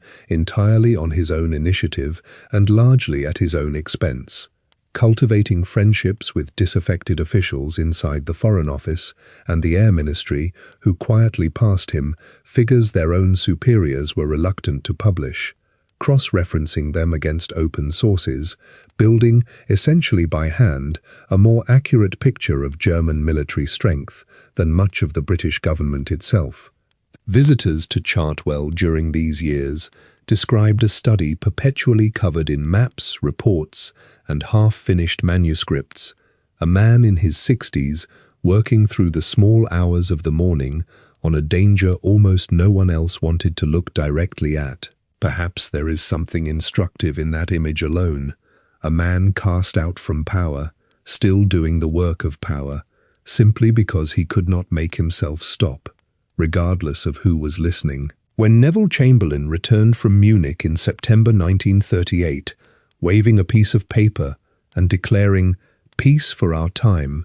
Having agreed to Hitler's annexation of Czechoslovak territory, Churchill rose in the House of Commons and delivered one of the most prescient warnings of the entire century, telling his colleagues plainly that they had sustained a total, unmitigated defeat, and that this was only the beginning of a reckoning that would have to be faced in full, sooner or later, at far greater cost. The reaction in the chamber that day was hostile, bordering on furious. Members shouted him down mid-speech, accused him of poisoning a moment of genuine national relief with needless doom-mongering, and several of his own conservative colleagues later admitted they had crossed the street rather than be seen greeting him in the weeks that followed. So thoroughly had his warnings marked him as a man who simply could not, or would not, share in his country's evident joy at having avoided war. He returned to Chartwell that autumn, more isolated within his own party than at almost any point before or since, sustained largely by a small, loyal circle of friends, and by his own private, unwavering certainty that events, however slowly, would eventually prove him right. He did not have terribly long to wait. 11 months later, Germany invaded Poland. Britain declared war, and the government that had spent a decade ignoring Winston Churchill's warnings suddenly, urgently, needed him back. He returned to the Admiralty, the same post he had held, and lost, a quarter of a century earlier at Gallipoli, greeted, this time, by a signal flashed to every ship in the fleet. Winston is back. It was meant as reassurance. It was, in its way, a small vindication after 25 years of disgrace. Then, in May 1940, everything changed at once. Germany launched its long-feared invasion of Western Europe, smashing through the Netherlands, Belgium and France, with a speed that stunned military planners on both sides. On the very same day, the 10th of May 1940, Neville Chamberlain's government collapsed under the weight of its own failures, and after a brief, tense scramble among Britain's political leadership over who should succeed him,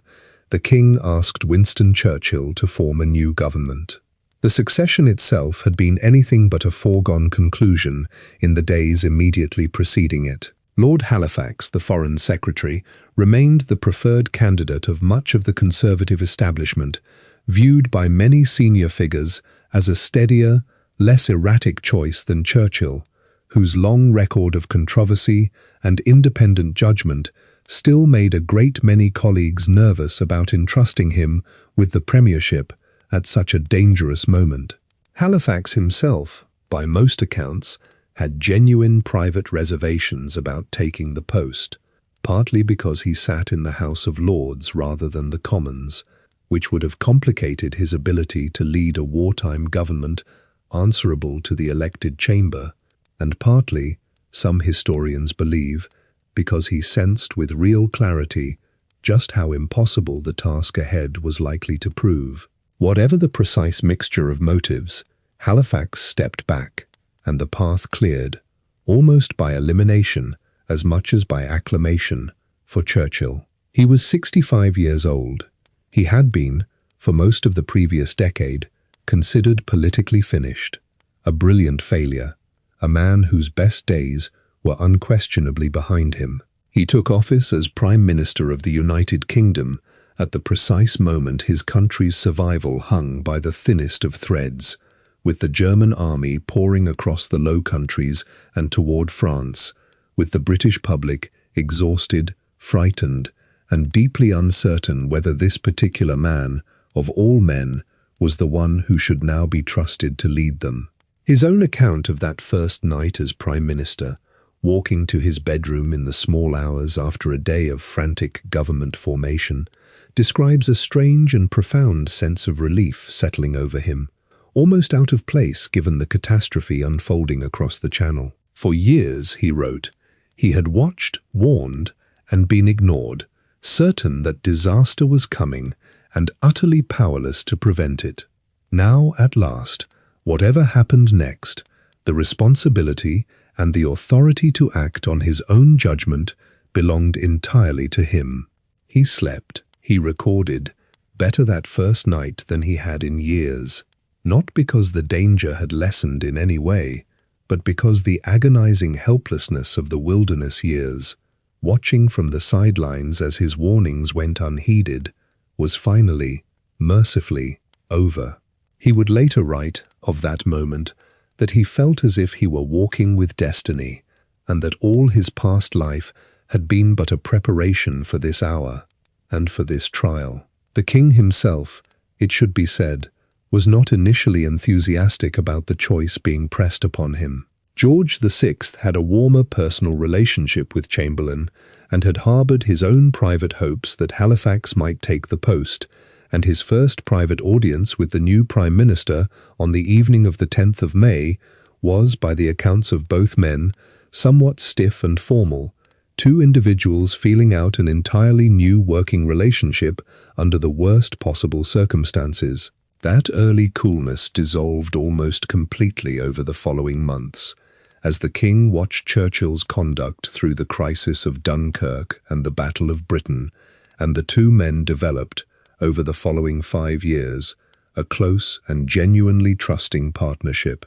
Meeting weekly for private lunches, at which Churchill would brief his sovereign candidly on the war's progress, an intimacy between monarch and prime minister that surprised observers accustomed to a more distant, formal relationship between the Crown and Downing Street. History was about to agree with him completely. Beneath the streets of Westminster, in a warren of reinforced basement rooms that came to be known simply as the Cabinet War Rooms, Winston Churchill would spend a considerable portion of the next 5 years directing the defence of his country from a space so cramped that senior ministers and generals often found themselves working within arm's reach of one another, maps pinned floor to ceiling, telephone lines running to every corner of a war that stretched, eventually, across the entire surface of the globe. It was an unglamorous, windowless world of exposed pipework and single bare bulbs, a stark contrast to the grand halls of Whitehall above, and Churchill, who might easily have insisted on more comfortable surroundings befitting his office, instead embraced the cramped, functional bunker with real relish, treating it less as a retreat from danger than as a forward command post from which the entire war could be watched, argued over, and directed in real time. He furnished his own small bedroom within that bunker with a few personal touches, a map of the world on one wall, tracking every theatre of the conflict with pins that were moved, sometimes hourly, as fresh reports arrived, and from a small adjoining room, fitted with a specially secured telephone line, he would broadcast some of his most famous wartime speeches directly to a nation listening in blacked-out houses across the country. Visitors to that room recalled a leader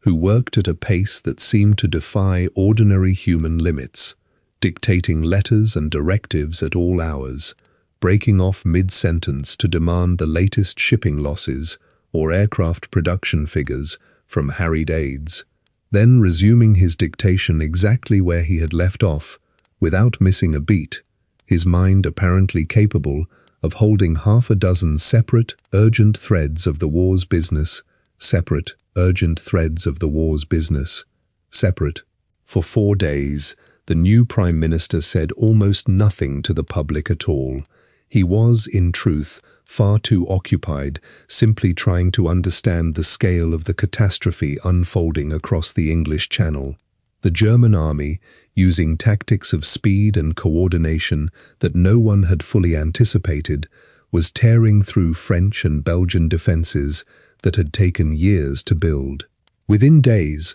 the bulk of the British Expeditionary Force, along with large numbers of French and Belgian troops, found themselves trapped, pressed back against the sea at the small French port of Dunkirk, encircled on 3 sides by German forces, with nothing behind them but open water. It looked, to nearly everyone watching, like the end. Military planners quietly prepared the country for the loss of most of its trained army, perhaps 30,000 men rescued, if they were fortunate, out of nearly 400,000 trapped. What followed instead, between the 26th of May and the 4th of June 1940, was one of the most remarkable rescue operations in military history. A hastily assembled fleet of Royal Navy vessels, supplemented by hundreds of small civilian boats, fishing trawlers, pleasure yachts, ferries, private launches, manned by ordinary citizens who simply answered the call, crossed the channel again and again under constant air attack, and pulled out not 30,000 men, but more than 330,000. It was a deliverance. Churchill, addressing the House of Commons on the 4th of June, was careful not to let the relief curdle into false comfort. Wars, he reminded them, are not won by evacuations. And then, in words that would echo across the following 5 years, and indeed across the rest of the century, he told them what still lay ahead, that they would fight on the beaches, that they would fight on the landing grounds, that they would fight in the fields and in the streets and in the hills, and that they would never surrender. He meant every word, and within weeks, the world would learn whether Britain could actually keep that promise. It is worth pausing to consider the sheer craft behind speeches that have since become so familiar, so endlessly quoted, that it is easy to forget how carefully they were built. Churchill did not simply speak from inspiration in the moment. He labored over every major address for hours, sometimes days, dictating draft after draft to secretaries, testing phrases aloud, timing pauses with the same precision a composer might bring to a musical score, understanding instinctively that the rhythm of a sentence mattered every bit as much as its literal meaning when the goal was to lodge a message permanently in the memory of an entire frightened nation. He was said to prepare roughly 1 hour of careful drafting for every minute of finished speech, an extraordinary ratio of labor to output that reflected his conviction, formed across decades of public speaking that had not always gone smoothly, that the fate of nations could genuinely turn on whether the right words, in the right order, reached the right ears at the right moment. Behind the scenes, in those same early days of his premiership, Churchill was fighting a second, quieter battle that history has only fully appreciated with the passage of time, a battle within his own war cabinet over whether Britain should even continue fighting at all. Lord Halifax, the Foreign Secretary, and in the eyes of many senior Conservatives, the more natural choice for Prime Minister just weeks earlier, argued forcefully in a series of tense cabinet meetings that Britain should explore a negotiated peace with Hitler through Italian mediation, while the country still had an army, a fleet, and something to bargain with. It was not a fringe or foolish position, given the scale of the disaster unfolding in France. It was, on the cold arithmetic available at the time,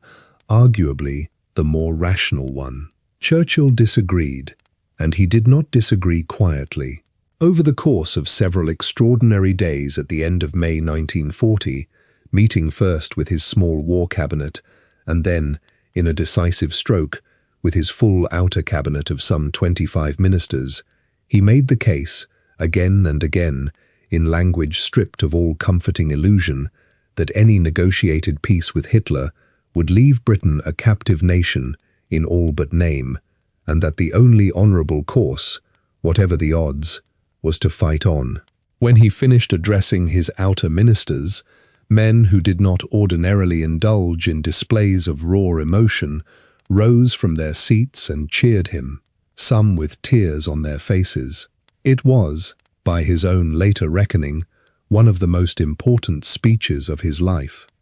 and almost no one outside that room heard a single word of it at the time. The most consequential decision of the entire war may well have been made not on any battlefield, but in a plain cabinet room in Whitehall, by a man who had been Prime Minister for barely 2 weeks, arguing down colleagues who wanted, not unreasonably, to save what could still be saved. France fell in June. Britain now stood entirely alone in Western Europe against a German war machine that controlled, in one form or another, almost the entire continent, from the Arctic Circle to the Pyrenees. The fall of France brought with it one of the war's more painful and controversial decisions, one that showed just how far Churchill was prepared to go in defense of his country's survival. With the French fleet at risk of falling into German hands following France's surrender, Churchill ordered the Royal Navy, in July 1940, to demand that French naval forces anchored at Mers el-Kebir in North Africa either join the British fight, sail to a neutral port, or scuttle their own ships. And when the French commander refused all three options, the British fleet opened fire on ships that had, only weeks earlier, been Allied vessels, killing well over 1,000 French sailors in a single afternoon. It was an agonizing order for Churchill to give, aimed at an ally rather than an enemy, and he described it afterward as one of the most unnatural and painful acts he had ever been forced to authorize. But it served its brutal, calculated purpose, demonstrating to Roosevelt, to Stalin, and to the wider world that Britain would go to almost any length, including striking at a former friend, rather than allow its enemies a single additional advantage. Hitler began planning an invasion across the Channel, but first, the Luftwaffe would need to destroy the Royal Air Force and win control of the skies above southern England. Through the summer and into the autumn of 1940, in what became known as the Battle of Britain, young pilots, many of them barely out of their teens, flying Spitfires and Hurricanes, fought a desperate running battle against a numerically superior enemy air force, scrambling for their aircraft, sometimes 4 and 5 times in a single day, climbing into the sky again and again, with exhaustion etched into faces far too young to carry it. Among those pilots were airmen drawn from across the free world and beyond it, Polish and Czechoslovak squadrons, their homelands already overrun, fighting with a ferocity born of having nothing left to return to. New Zealanders, Canadians, and Australians who had crossed oceans to join a fight not strictly their own, and a determined handful of American volunteers, flying for Britain a full year before their own country formally entered the war. Churchill understood, and said so publicly on more than one occasion, that the battle for Britain's skies was never truly a purely British achievement alone, but a genuinely international effort, and he took real care, amid the relentless pressures of that summer, to make sure the contribution of these foreign pilots was publicly and repeatedly acknowledged, rather than quietly absorbed into a simpler national narrative that erased how many different flags had, in truth, helped hold that thin defensive line. Churchill, visiting fighter command stations, watching the battle unfold on operations room maps in real time, understood with total clarity exactly how narrow the margin of survival truly was. He said of those pilots, in words that have outlived nearly everything else spoken in that terrible summer, that never in the field of human conflict was so much owed by so many to so few. There is one particular afternoon, in the deepest crisis of that battle, worth picturing in full. Churchill visited the underground operations room of No. 11 Fighter Group, the command responsible for defending London and the southeast of England, and watched from a viewing gallery as controllers below moved small wooden markers across a great illuminated map table, tracking German bomber formations as they crossed the coast in growing numbers, while British squadron after British squadron was scrambled to meet them. At one point, watching the map fill almost entirely with enemy markers, while the group commander quietly, methodically committed every single squadron he had left to the fight, Churchill turned and asked what reserves remained behind this last effort. The answer came back plainly. There were none left. Every aircraft fighter command possessed in that sector was already in the air. Churchill would later describe the 15 minutes that followed, waiting in silence to learn whether that final commitment would hold the line, as among the most agonizing of the entire war. A prime minister who had commanded armies and fleets and the industrial might of an empire, reduced in that moment to simply waiting, like everyone else in the country, to learn whether a handful of exhausted young men in the sky above Kent would be enough. They were enough. But the margin, that day and on many others like it that summer, was thinner than official histories written years later would often suggest, and Churchill, who had seen it with his own eyes from that gallery, never forgot exactly how thin. The Royal Air Force held, barely, exhaustingly, but it held, and the planned German invasion was quietly postponed and then abandoned altogether. Victory in the air was not won by pilots alone. Behind every squadron scrambling into the summer sky stood an entire nation reorganized, almost overnight, around the single task of survival. Factories converted to aircraft production running around the clock. Women taking up positions in industry and agriculture in numbers never before seen in British history. Farmland turned over to food production as German submarines strangled the shipping lanes that had once brought so much of the country's food across the Atlantic. Churchill, who had spent decades as a somewhat old-fashioned Victorian in his instincts about class and social order, nonetheless understood with real political shrewdness that total war required total mobilization,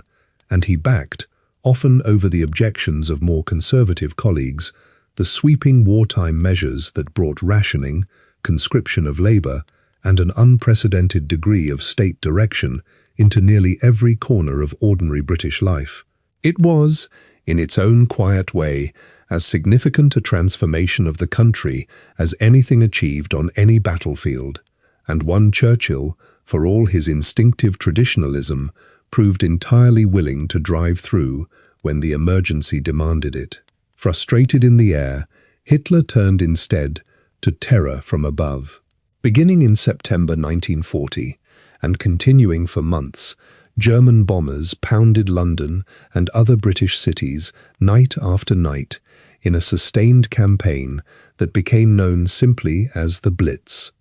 Tens of thousands of civilians were killed. Entire neighborhoods were reduced to rubble. The scale of civilian preparation that made survival possible at all during those months was, in its own way, as remarkable a feat of national organization as anything achieved on a battlefield. An entire underground infrastructure of air raid shelters, from purpose-built concrete structures to the simple corrugated steel Anderson shelters dug into ordinary back gardens, to the extraordinary makeshift communities that formed nightly in the deep tunnels of the London Underground, where tens of thousands of Londoners slept each night on platforms and in tunnels, developing their own informal rules, entertainments, and even newspapers to pass the long hours between one air raid siren and the next. Churchill's government, working with local authorities across the country, oversaw a mass evacuation of children from major cities to the relative safety of the countryside, a wrenching, necessary separation of families that touched nearly every household in urban Britain and left a lasting mark on an entire generation of British children who grew up, for a time, among strangers in unfamiliar villages, waiting for a war they were too young to fully understand, to finally come to an end. There is a particular kind of mourning worth picturing here, the morning after one of the heaviest raids of that autumn. Streets in the East End of London still smoking, fire crews still working through the wreckage of terraced houses that had stood for a century and had simply ceased to exist overnight. Churchill arrived, as he so often did, without extensive advance notice, stepping from his car into streets still thick with dust and the particular acrid smell that clung to every bombed city of that war. Brick dust, scorched wood, the sharp tang of broken gas mains. He moved slowly through the wreckage, stopping to speak with families who had lost everything they owned in a single night, with rescue workers still digging for survivors, with children sitting numbly on curbs beside whatever few possessions could be salvaged. Witnesses recalled him removing his hat as he walked among the ruins, an old-fashioned gesture of respect that seemed to matter enormously to people who had just lost everything and needed, more than any speech, simply to be seen and acknowledged by the man responsible for leading them through it. More than one account from that period describes ordinary Londoners, amid the wreckage of their own homes, calling out to him, not questions about strategy or politics, but simple words of encouragement, as though they understood instinctively that the burden he carried, though different from their own, was real, and that some small measure of comfort could still pass in both directions, even in the middle of a catastrophe. He would later write that these visits, however painful, were among the most important things he did throughout the entire war. Not because they changed any military outcome, but because they proved something that mattered just as much. That leadership, at its most essential, is simply refusing to look away from the cost of the decisions you have made, and letting the people paying that cost see that you have not looked away. And through it all, Churchill made a deliberate, calculated choice about how he would lead a country under bombardment, not from some remote, protected bunker, but visibly, publicly, walking through bombed streets the morning after raids, standing among the wreckage of people's homes and lives, letting himself be seen, letting people see that their leader had not fled, had not hidden, was sharing in some measure the danger they themselves faced every single night. Perhaps, standing amid the broken glass and the still smoking ruins of a street that had been someone's entire world only hours before, he understood something that separated him from almost every other leader of his time, that in the darkest hour a nation can face, people do not simply need strategy and competence, as vital as those things are. They need to feel that someone who genuinely understands what they are enduring is standing beside them in it, refusing, absolutely refusing, to let despair have the final word. Picture the scene inside a single London home during one of those long autumn nights of 1940, a family gathered close around a wireless set in a cellar or an underground shelter, the low thrum of aircraft engines somewhere overhead, the distant crump of bombs falling somewhere across the city, and then, cutting through the static, that unmistakable voice, unhurried, deliberate, refusing to pretend the danger was anything less than it truly was, and refusing, in the very same breath, to suggest for even a moment that it could not be endured. For millions of ordinary families living through months of nightly bombardment, that voice became something close to a nightly ritual of its own, not entertainment, but a kind of shared endurance, proof that somewhere above the noise and the fear, someone was steering, and steering with a steadiness that made the unbearable feel, if only barely, bearable. His radio broadcasts during this period became, in their own way, as important to the war effort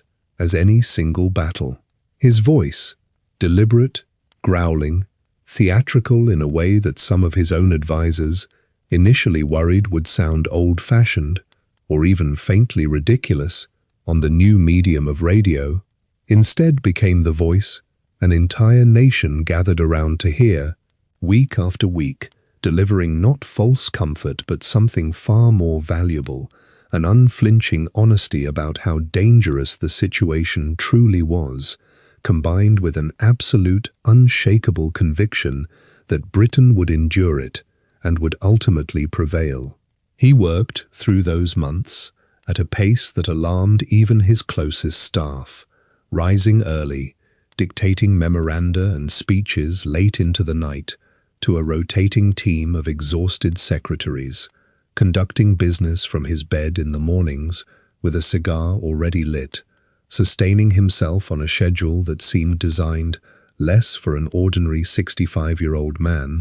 than for someone who had simply decided that sleep was, for the present emergency, a luxury the country could not entirely afford him. He took a short afternoon rest each day, a habit he credited, with real conviction, for the stamina that carried him through 5 years most men half his age would have found impossible to survive. He understood, too, that Britain alone, however defiant, could not win this war by itself. From the very earliest days of his premiership, he began an extraordinary, sustained campaign of persuasion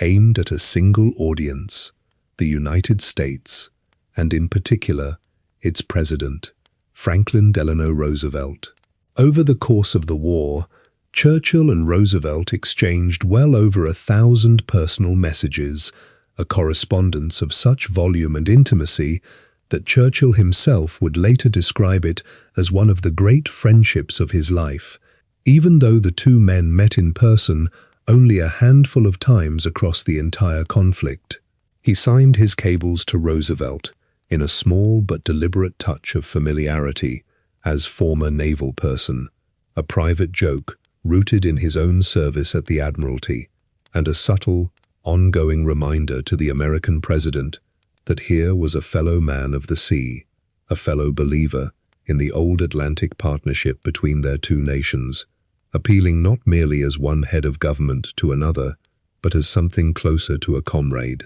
He drafted many of these messages personally, often late into the night, weighing every word for its precise diplomatic effect, understanding with total clarity that the survival of his country might, in the end, depend as much on the quality of his prose as on the strength of his armies. The two men had, at that point, met only once, briefly, more than 20 years earlier, and barely remembered each other. Churchill set about building, through hundreds of personal letters and cables over the following years,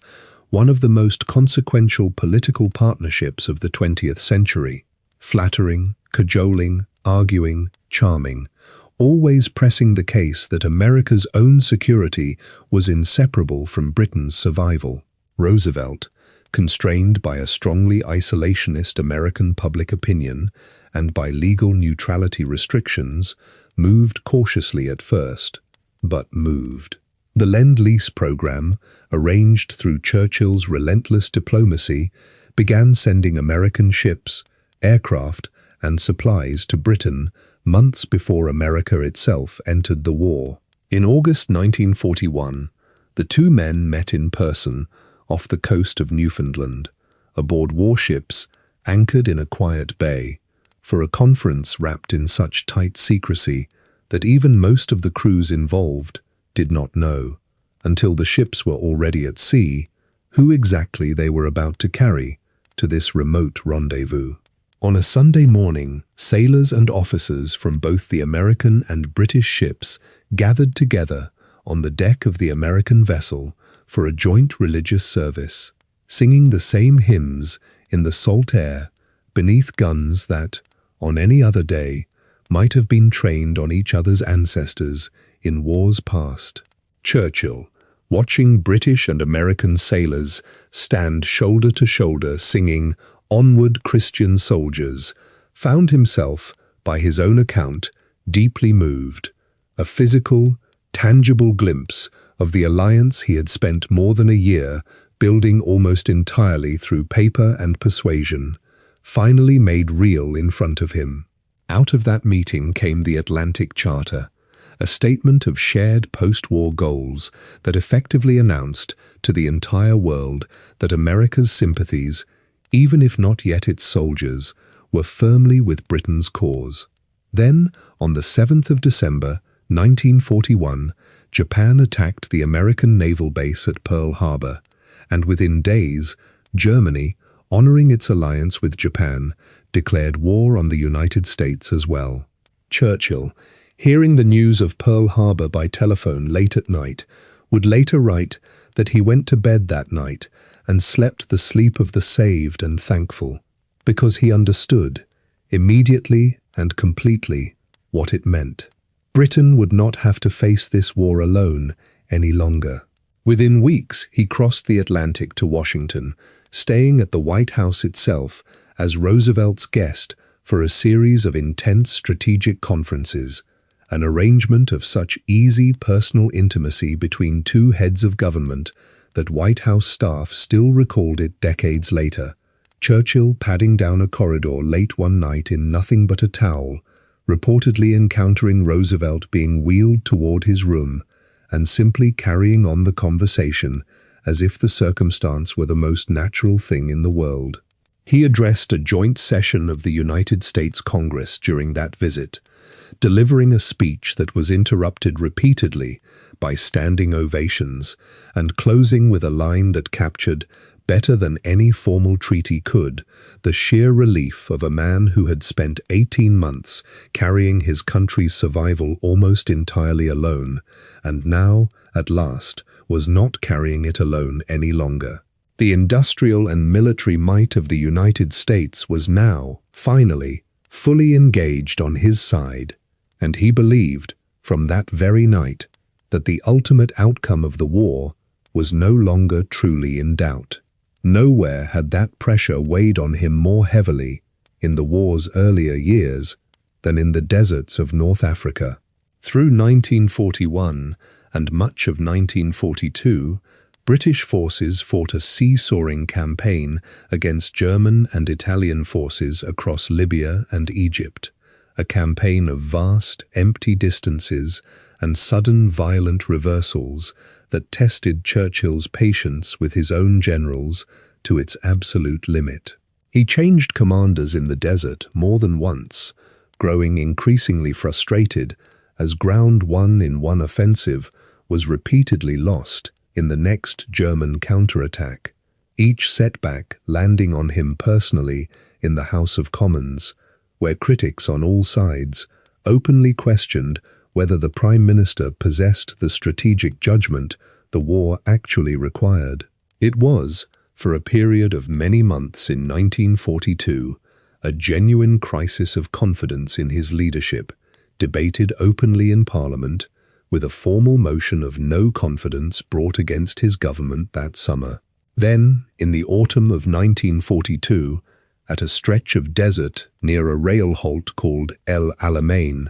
General Bernard Montgomery finally broke the German Afrika Korps under Field Marshal Erwin Rommel in a grinding, methodical battle that turned the tide of the entire North African campaign for good. Early the following year, Churchill traveled to Casablanca in French Morocco for a conference with Roosevelt that set the strategic course for the rest of the war in the West, the two leaders agreeing there on a policy of unconditional surrender as the only acceptable outcome for Germany and its allies, a deliberately uncompromising stance intended, in part, to reassure Stalin that his Western partners would not seek any separate peace that left the Soviet Union to fight on alone. Churchill used the Casablanca meeting, too, to press his case for an invasion of Sicily and Italy before any cross-channel assault on France,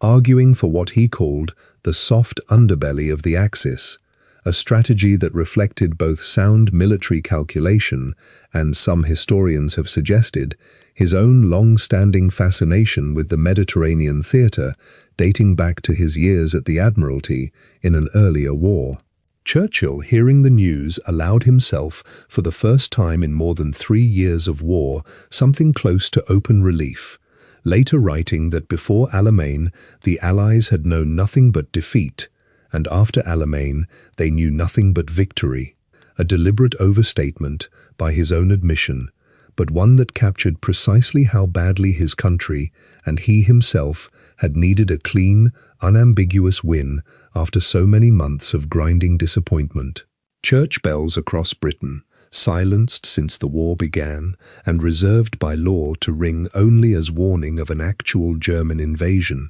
were rung in celebration for the first time in 3 years. Churchill's own personal order, a small but deliberate act of reclaiming a sound that had, for far too long, meant only fear. At Tehran, seated between Roosevelt and Stalin at a conference table that quite literally decided the shape of the post-war world, Churchill found himself, for perhaps the first time in the entire war, in the weaker position of the three great powers gathered in that room. Britain's manpower and resources, stretched to their absolute limit after 4 years of continuous war, could no longer match the sheer scale of what America and the Soviet Union were now bringing to the table, and Churchill, whatever his private feelings about it, understood with characteristic clarity that the balance of power within his own alliance had shifted, permanently, away from the empire he had spent his life defending.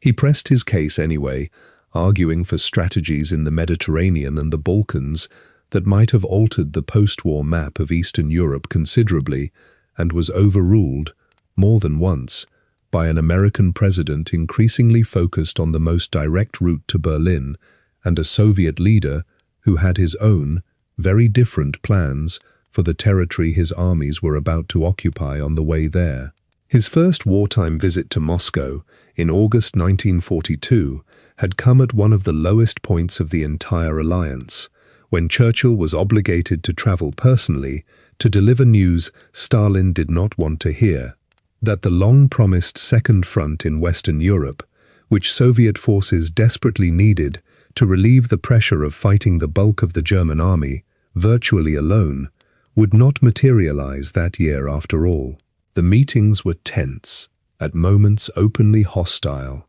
Stalin accusing the British of cowardice and bad faith in language blunt enough that even seasoned diplomats in the room found it startling. Yet by the end of that same visit, after a long, heavily lubricated private dinner in the Kremlin that stretched past midnight, the two leaders found a strange, wary rapport neither had expected, built less on genuine warmth than on a shared, unsentimental recognition that each needed the other to survive the war at hand. On the 6th of June 1944, Allied forces landed on the beaches of Normandy in an invasion of France that had been years in the meticulous planning, an operation Churchill himself had pushed, prodded, worried over, and helped shape at every stage, though the final military command belonged to the American General Dwight Eisenhower. In the days immediately before the landings,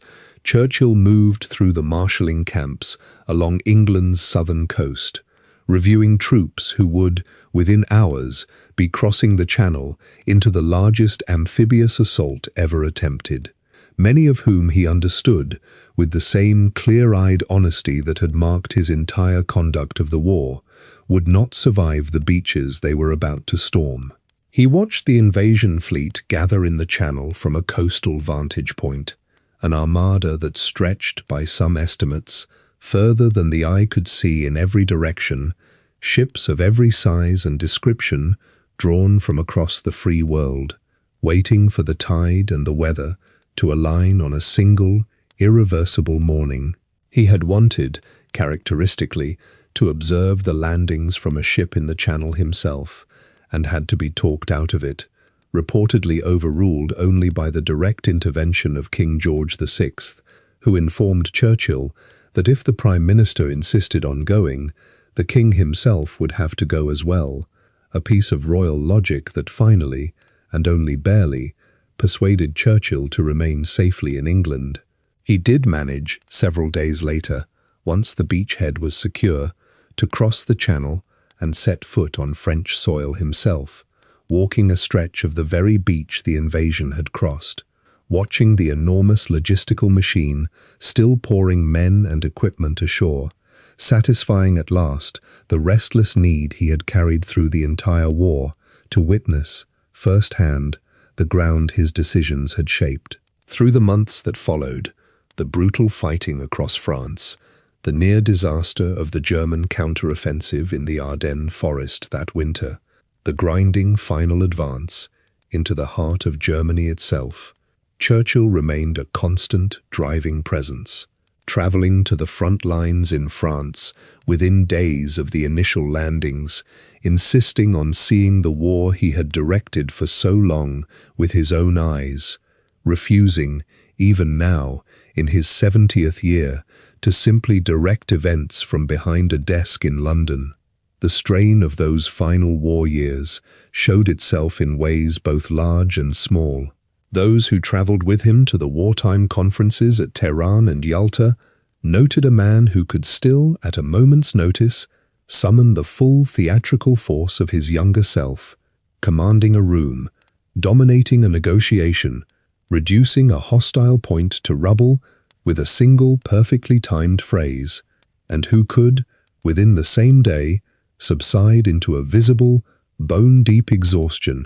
that worried even Stalin's own aides. He suffered a bout of pneumonia serious enough in December 1943 that his doctors genuinely feared for his life, dictating documents from a sickbed in Tunisia with a fever that would have confined a lesser man to complete rest. He recovered, as he so often did, through what appeared to be nothing more than sheer refusal to be finished, and pressed on toward the victory he had spent 5 years promising his country, certain, by this point, that he would live to see it delivered. On the 8th of May, 1945, Germany formally surrendered. Winston Churchill stood on a balcony overlooking crowds that filled every street and square he could see, and told them simply that this was their victory, the victory of the cause of freedom in every land. London erupted in a joy that had been 5 years, and immeasurable suffering in the making. Earlier that same day, he had broadcast to the nation by radio one final time as a wartime leader. His voice, by now instantly recognizable to every household in the country, delivering news that millions had waited years to hear, before making his way to address the enormous crowd gathered below the balcony in person. Photographs from that afternoon show a Churchill almost unrecognizable from the grim, determined figure of 1940, beaming, waving his familiar two-fingered victory sign, visibly moved by the scale and the sheer relief of the celebration surrounding him. He toured through the crowds afterward in an open car,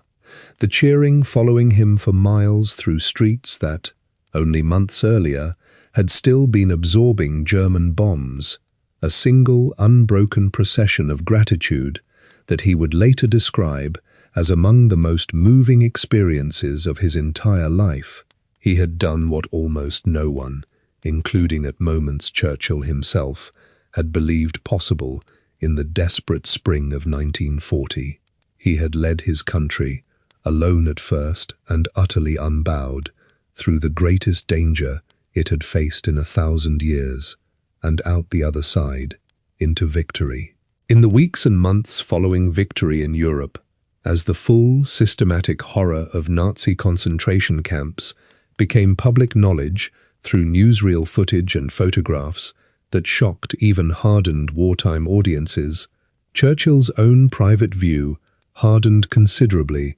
regarding how the surviving Nazi leadership ought to be dealt with. He had, for a period, favored simple summary execution of the most senior Nazi figures once captured, arguing that a lengthy formal trial risked turning obvious monsters into martyrs or providing them an unwelcome public platform, and it was, in the end, largely American insistence that carried the day in favor of the formal judicial process that became the Nuremberg trials. Churchill accepted the outcome, though his private skepticism about the wisdom of putting evil of that scale through the ordinary machinery of courtroom procedure never entirely disappeared. It was, by any measure that history is likely to apply to it, the peak of everything he had ever done or would ever do. He would have almost no time at all to enjoy it. Power, for Winston Churchill,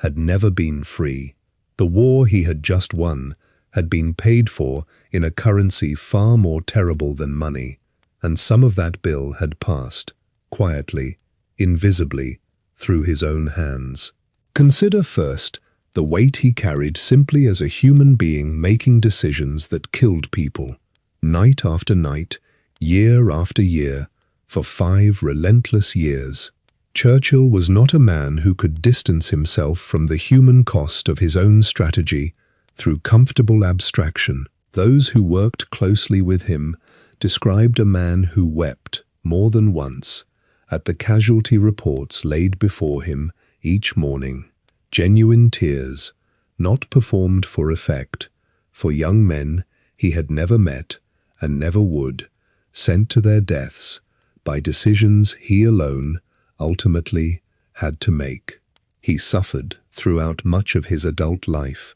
from what he himself named, with characteristic bluntness, his black dog, long, heavy periods of depression that could descend on him without warning, leaving him listless, despairing, unable to find any pleasure in things that ordinarily delighted him. He confided to his own doctor, during some of the darkest stretches of the war, an instinctive wariness of standing too close to the edge of a ship's railing or the platform edge of a train station, not because he wished to die, he explained carefully, but because in certain low moments a stray, unwanted thought could cross an exhausted mind uninvited, and he preferred simply not to test it. He found, across the decades, private ways of holding that darkness at bay. Painting, which he took up almost by accident during one of his lowest political moments in the 1920s,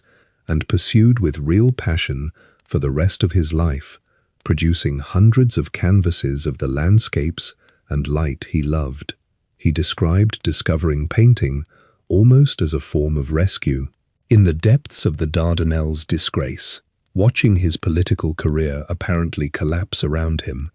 a family member handed him a set of his children's watercolors almost as a joke,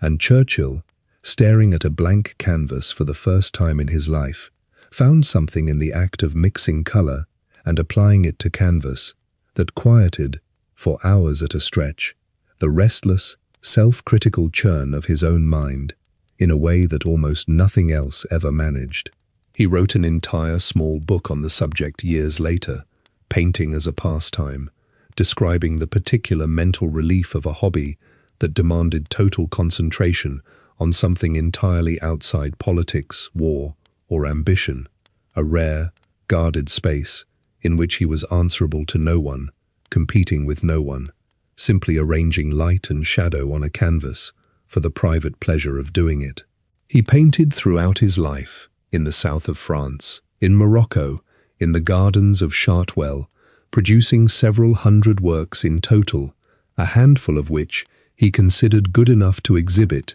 though he remained privately self-conscious about them for the whole of his life, submitting several to public exhibitions under an assumed name simply to see whether they would be judged on their own merit rather than his. Bricklaying at his country home, Chartwell offered a different, more physical version of the same relief, where he could lose himself for hours in simple, uncomplicated labor, laying courses of brick for garden walls and a small cottage on the property with a craftsman's genuine pride, at one point even joining the local bricklayers' union, to the great amusement of the tabloid press, and always, unmistakably, his marriage. Perhaps, in the quiet hours after those tears had passed and the next day's business had already begun pulling at him again, he understood something that the public image of the great wartime bulldog could never quite capture.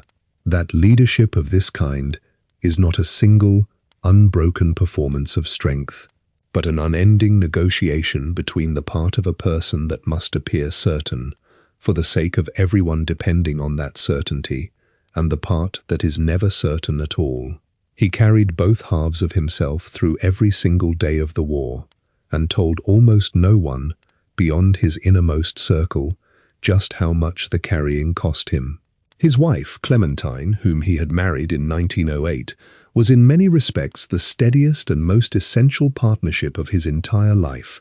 a woman of formidable intelligence and independent judgment, who was never merely a supportive ornament beside him, but frequently his sharpest and most honest critic, willing to tell him plainly, in private letters throughout the war, when she believed he was being unnecessarily harsh with subordinates, or dangerously overconfident, or simply exhausted past the point of good judgment. He depended on her steadying presence more than he depended on almost anyone else, and their long marriage, though it weathered real strain across the decades, endured to the end of his life. Their courtship itself had been somewhat unlikely. Clementine Hozier came from a family of considerably more modest means than Churchill's own aristocratic background, her own childhood marked by financial insecurity and a difficult, unsettled family life, and the two had actually met on more than one occasion, years earlier, without any particular spark, before finally, at a dinner party in 1908, discovering in each other a match neither had quite expected. He proposed within weeks, at Blenheim Palace itself, the same great house where he had been born, and they married that September in a ceremony that drew enormous public attention, given his already considerable fame. His personal habits by this point in his life had become almost as famous as his politics. The ever-present cigar, a source of considerable amusement to cartoonists and the public alike, though he in fact smoked only a fraction of each one, chewing and gesturing with them as much as actually drawing on them through the course of a long working day. The whiskey and soda he was rarely without, diluted, by the account of those who served him, to a strength considerably weaker than his reputation suggested, nursed slowly across hours of work, rather than consumed in the quantities legend often assumed, and the habit of working from bed each morning, dictating to secretaries while propped against pillows surrounded by newspapers and official boxes, a routine that struck visiting American officials as delightfully eccentric, and which Churchill defended, with characteristic confidence, as simply the most efficient possible use of the hours before a body and mind were fully roused for the demands of the day ahead. It could not entirely shield him or their family from tragedy of its own. Their second daughter, Marigold, died of an infection at only 2 years old in 1921, a loss from which both parents never fully recovered. Clementine, by every account of those who were present, let out a sound of pure, animal grief upon learning the news that those who heard it never forgot for the rest of their lives, and could still barely speak of the loss itself decades afterward. Churchill, a man who rarely allowed others to see him overcome, wept openly and without restraint, and for a period of weeks afterward seemed, to those closest to him, genuinely broken in a way that no political defeat, before or since, ever quite managed to break him. They named their next daughter, born the following year, Mary, but they kept, quietly, privately, a small portrait of Marigold close for the rest of both their lives, a grief neither parent ever fully set down. Their surviving children carried burdens of their own, a father whose colossal public life and whose equally colossal private moods left comparatively little steady, ordinary attention for the more everyday needs of a family. His son Randolph, in particular, struggled for much of his adult life to step out from beneath a shadow that felt, at times, less like an inheritance and more like an eclipse, pursuing his own political career with a fraction of his father's discipline and considerably more of his father's temper, drinking heavily in later years, and never quite finding, however hard he searched, a version of himself that did not exist primarily in relation to the towering figure who had raised him. His daughter Diana and his daughter Sarah, too, each faced difficult chapters of their own. Struggles with marriage, with mental health, with the particular strain of trying to build an ordinary adult life in the enormous, unrelenting shadow their father cast over everything and everyone connected to him. It is worth remembering, amid all the grandeur of the public story, that greatness of this magnitude is rarely free for the people standing closest to it either. There is, too, the matter of Poland, the nation whose invasion had brought Britain into the war in the first place, and whose fate, by the war's final months, Churchill found himself almost powerless to protect. The Yalta Conference itself took place in a former Tsarist palace on the Crimean coast, its grand halls hastily refurbished for the occasion after years of German occupation and retreat had left much of the surrounding region in ruins, a setting whose faded imperial splendor seemed, to more than one observer present, a fitting backdrop for three exhausted leaders dividing up the remains of a shattered continent. Churchill, by this point 70 years old and visibly wearied by more than 5 years of continuous strain, nonetheless fought through session after session of detailed, technical negotiation over borders, occupation zones, and the structure of a new United Nations, understanding that the decisions being made in that room would shape the world for decades after the guns finally fell silent. At Yalta in February 1945, with Soviet armies already occupying the country and the military balance of the war now overwhelmingly in Stalin's favor, Churchill fought as hard as diplomacy allowed for guarantees of free elections and genuine independence for the Polish people, and secured, in the end, little more than promises Stalin had no serious intention of keeping. He returned from Yalta publicly hopeful, privately far less certain,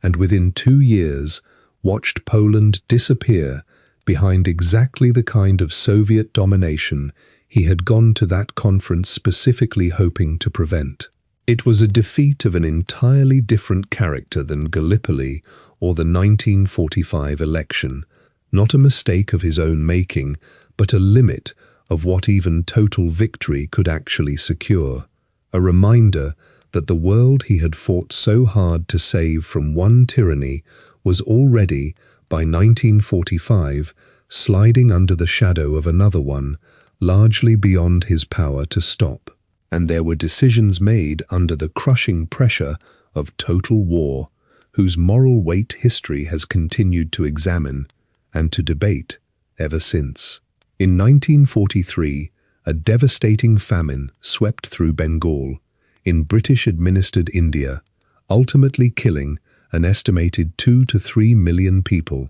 The causes were complex. Wartime disruption of rice imports from Japanese-occupied Burma, cyclone damage to crops, failures of colonial administration and grain distribution. Officials on the ground in India pleaded repeatedly with London for emergency shipping to bring in grain, and Churchill's wartime government, prioritizing shipping capacity for the broader war effort, was slow and, at critical moments, actively reluctant to divert vessels for that purpose. Correspondence from the period records Churchill making remarks about Indians and the famine in private exchanges with colleagues that were dismissive and, by the standards of any era, deeply prejudiced, seemingly convinced at moments that Indian population growth itself, rather than wartime policy and administrative failure, bore primary responsibility for the shortage.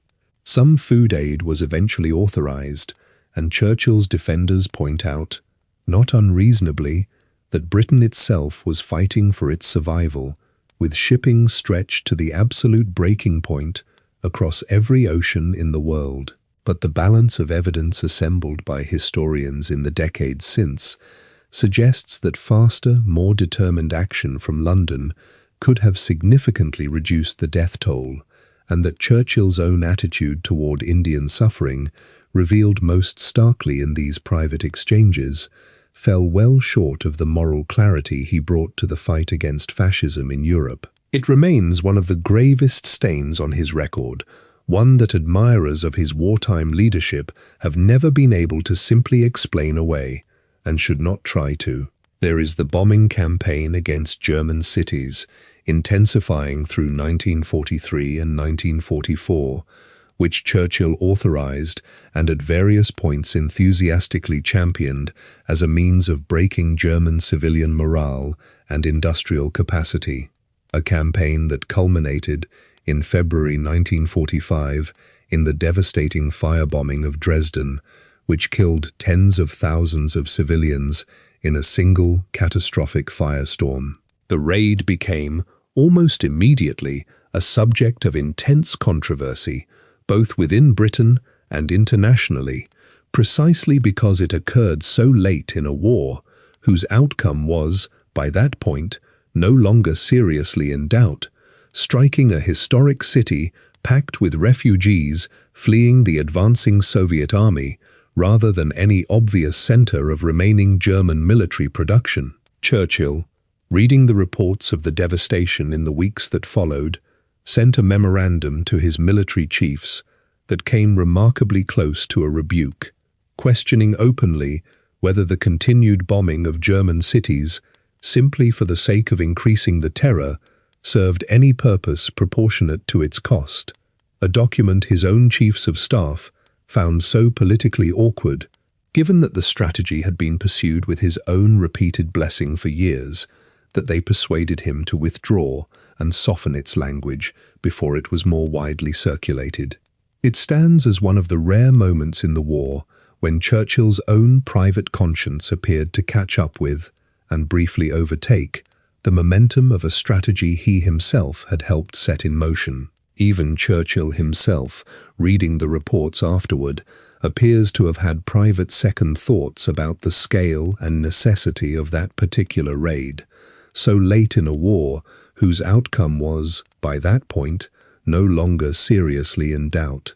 Historians continue to weigh these episodes and others against the undeniable and immense good of having led the resistance to Nazi tyranny in the first place, a debate this story will not attempt to resolve for you tonight, because it cannot honestly be resolved in a single telling. What can be said, plainly, is that greatness of the kind Churchill achieved was never uncomplicated, and never without its victims, some of them entirely innocent of anything except being in the path of decisions made in the fog and pressure of a total war he did not start, but was determined, at almost any cost, to win. There is a difficult, uncomfortable truth sitting at the very center of Churchill's entire life, one this story will not soften for the sake of a tidier ending. The same fierce, unbending conviction that made him precisely the right man to resist Hitler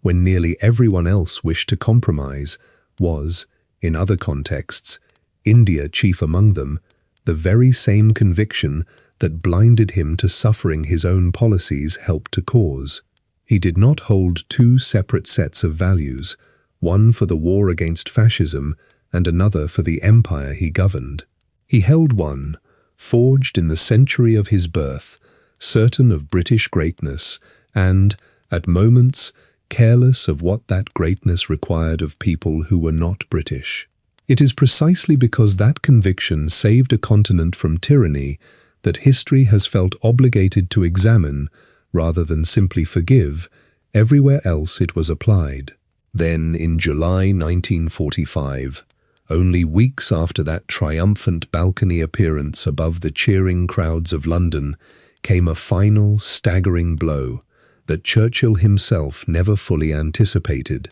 and never entirely forgave the British public for delivering. It is worth remembering, too, that the very qualities that made Churchill so effective a wartime leader, his absolute conviction, his refusal to entertain doubt once a course was set, his instinct for bold, decisive action over cautious deliberation, were not qualities that switched off simply because the guns had fallen silent. Colleagues who worked with him in the war's final year noted a man increasingly impatient with the slower, more consultative demands of peacetime coalition politics, still operating, in some fundamental sense, on the emergency footing that had served Britain so well through 5 years of existential danger, and finding it genuinely difficult to recalibrate toward the different kind of leadership a nation now needed for reconstruction rather than survival. It may be, as some historians have since argued,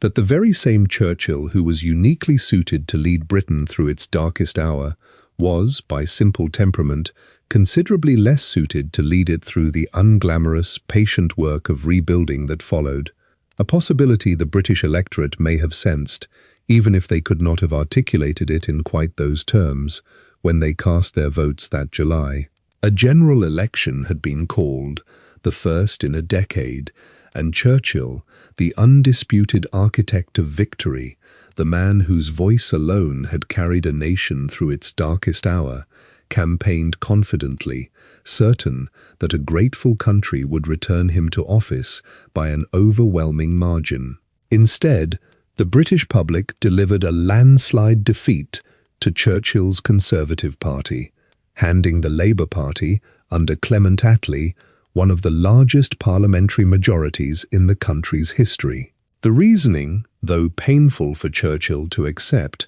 was neither ungrateful nor irrational. Millions of British voters, having endured not just 5 years of war, but more than a decade of economic depression and hardship before it, wanted a government focused on rebuilding, on housing, on a national health service, on economic security, rather than a continuation of the wartime leadership, however brilliant, that many now associated more with grand strategy and empire than with the ordinary, urgent business of peacetime reconstruction. Churchill learned the results on the 26th of July, and by that evening, the man who had just saved his country stood outside number 10 Downing Street, no longer as its Prime Minister. Clementine, trying gently to find some comfort in the moment, suggested to her husband that the defeat might, in the end, prove to be a blessing in disguise.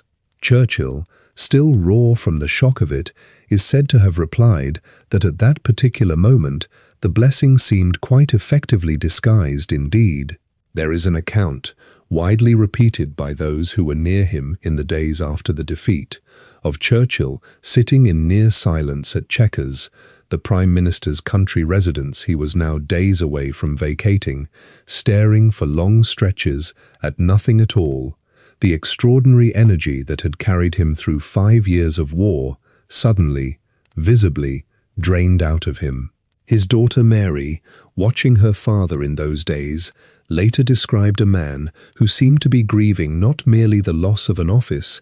but something closer to a rejection of his entire life's purpose, as though the country he had loved so fiercely and served so completely had simply decided, the moment the danger passed, that it no longer needed him at all. He had given his country everything he had for 5 unbroken years, had asked almost nothing in return beyond the chance to finish the job, and had watched the very people he had led to victory turn, with startling speed, towards someone else entirely. It was, of every reversal in a life that had known more than its share of them, perhaps the cruelest. He was 70 years old. Most men, having achieved what he had already achieved and then absorbed a blow of that magnitude, would have quietly stepped aside into retirement and memoir writing, content to let history record the verdict already so firmly in their favor.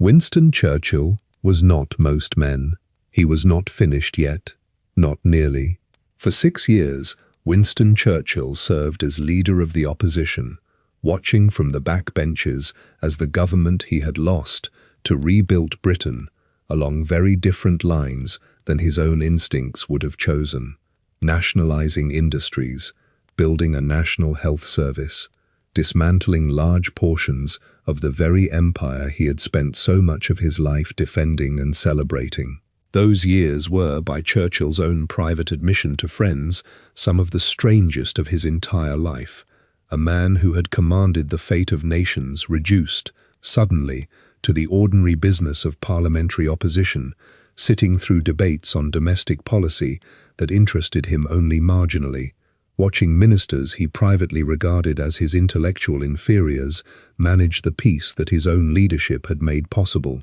He filled the time, as he always had, with an outpouring of writing that would have exhausted a far younger author, beginning work on his monumental multi-volume history of the Second World War, dictating enormous stretches of text to relays of secretaries. His method of composition, refined over decades, had become something close to an industrial process by this stage of his life, pacing back and forth across a room for hours at a stretch, cigar in hand, dictating complete, polished sentences at a speed that left even his most experienced secretaries typing as fast as their hands could manage, pausing occasionally to consult his own vast personal archive of wartime papers, memoranda, and correspondence that he had carefully preserved throughout the conflict, specifically anticipating the historical account he always knew, even in the darkest days of the war itself,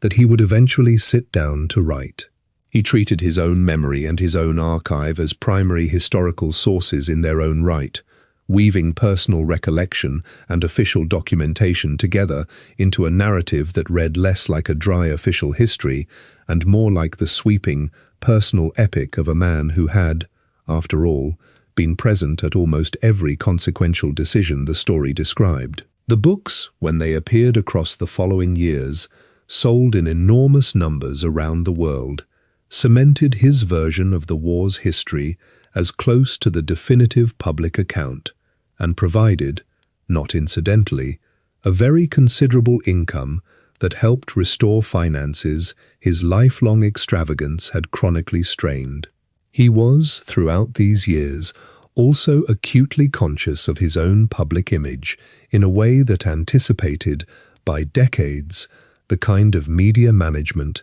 that would later become standard practice for political leaders everywhere. He worked closely with photographers to cultivate the particular visual iconography that has since become inseparable from his public memory. The cigar, the Homburg hat, the distinctive two-fingered victory sign that he adopted and popularized during the war, the bulldog scowl he could summon on command for a camera even when his private mood was considerably lighter. He understood, with the same shrewd instinct that had once told him a well-written newspaper dispatch could build a career as effectively as a battlefield victory, that in the modern age, a leader's image was not a mere byproduct of leadership, but an active, essential tool of it, to be shaped and deployed with exactly the same care he brought to a parliamentary speech or a wartime strategy. India, the jewel he had fought so hard in the 1930s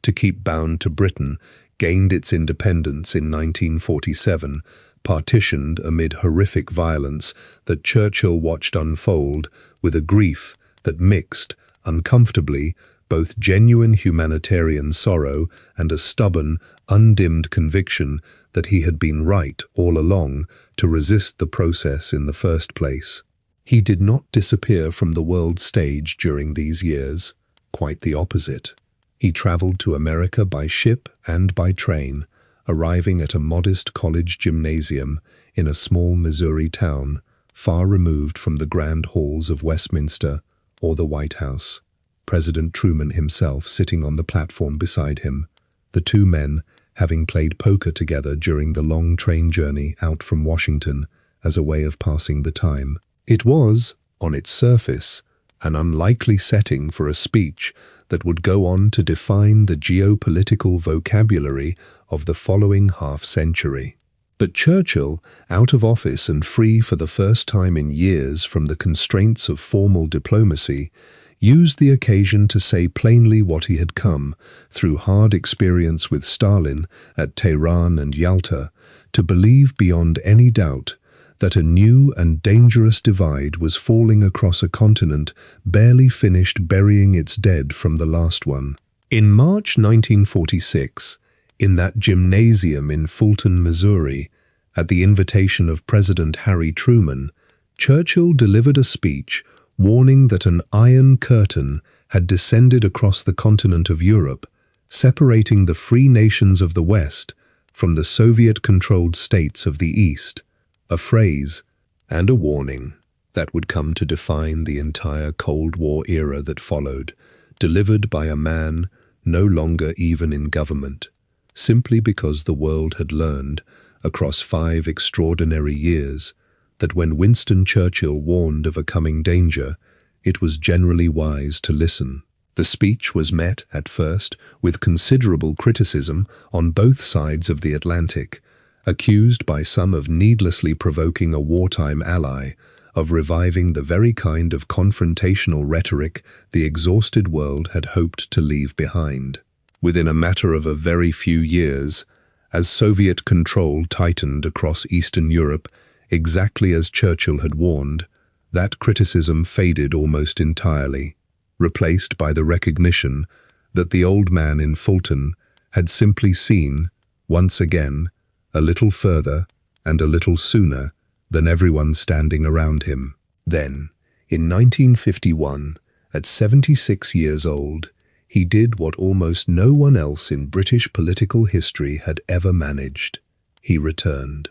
The path back to office had not been immediate. In the general election of 1950, Churchill's Conservatives had come tantalizingly close to victory, narrowing Labour's once overwhelming majority to a mere handful of seats, close enough that another election within the year or two seemed inevitable to nearly every observer in Westminster. Churchill, well into his 70s by that point, and increasingly conscious of his own mortality, campaigned through that intervening period with an energy that startled colleagues half his age, crisscrossing the country by train and car for a punishing schedule of public meetings, determined not to let age be the excuse history used to deny him the second chance he had spent 5 years waiting for. The Conservative Party won the general election of that year, and Winston Churchill became Prime Minister of the United Kingdom for a second time,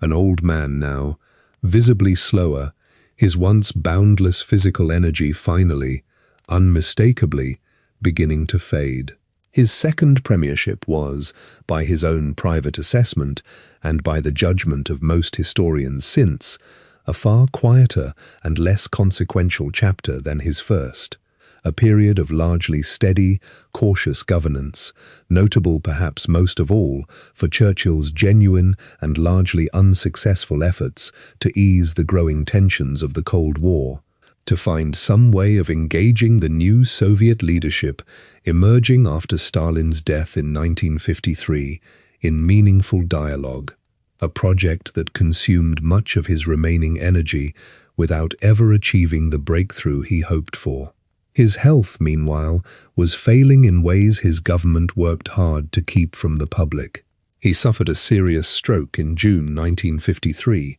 partially paralyzing one side of his body in the middle of a dinner at Downing Street, hosting the Italian Prime Minister, slumping suddenly in his chair. In a moment his private secretary and a handful of loyal ministers moved with extraordinary speed to conceal from the other guests, helping him quietly from the room before the true severity of what had just happened became apparent to anyone outside his innermost circle. In an era before modern media scrutiny, and with the willing cooperation of newspaper editors who simply agreed not to print what they knew, the full truth of the Prime Minister's condition,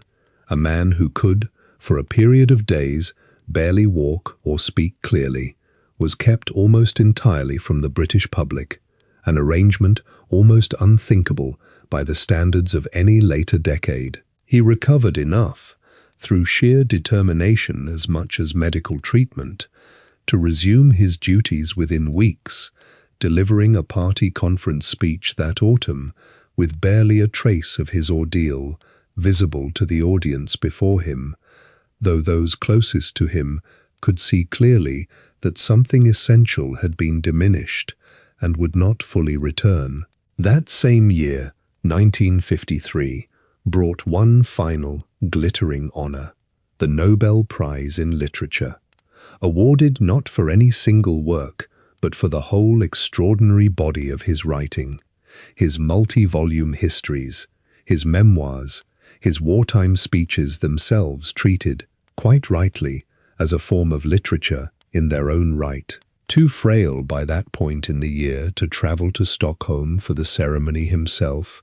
he sent Clementine to accept the award on his behalf, a small, quiet irony that the woman who had spent 5 decades as the steadying, largely unheralded partner behind his public triumphs should be the one standing on the stage to receive literature's highest honor in his name. The prize committee's citation praised, above all, the mastery of historical and biographical description that ran through his work, along with the brilliant oratory that had defended what the committee called exalted human values, recognition that the boy once dismissed by his own schoolmasters as barely capable of basic composition had become, by the end of his life, one of the most celebrated writers of his generation, in addition to everything else he had achieved. It remains to this day the only Nobel Prize ever awarded to a sitting or former head of a major wartime government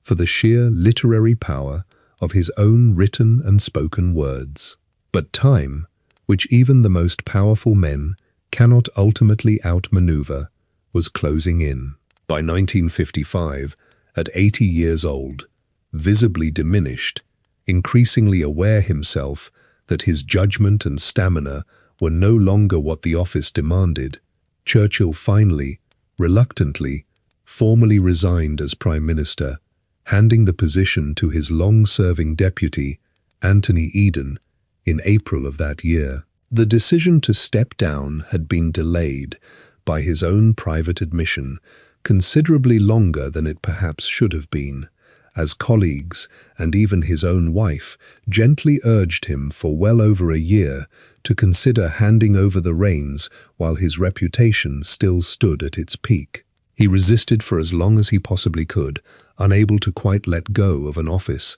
that had defined him for so much of his adult life, and there is something genuinely poignant in accounts of his final cabinet meeting, where ministers who had served under him through the greatest crisis of the century watched a man who had once commanded rooms with total, effortless authority, now struggling visibly with the simple, human task of saying goodbye to the work that had given his long life so much of its meaning. He hosted a final dinner at Downing Street for the King before formally tendering his resignation, and reportedly spent much of the evening in reflective, uncharacteristically quiet conversation,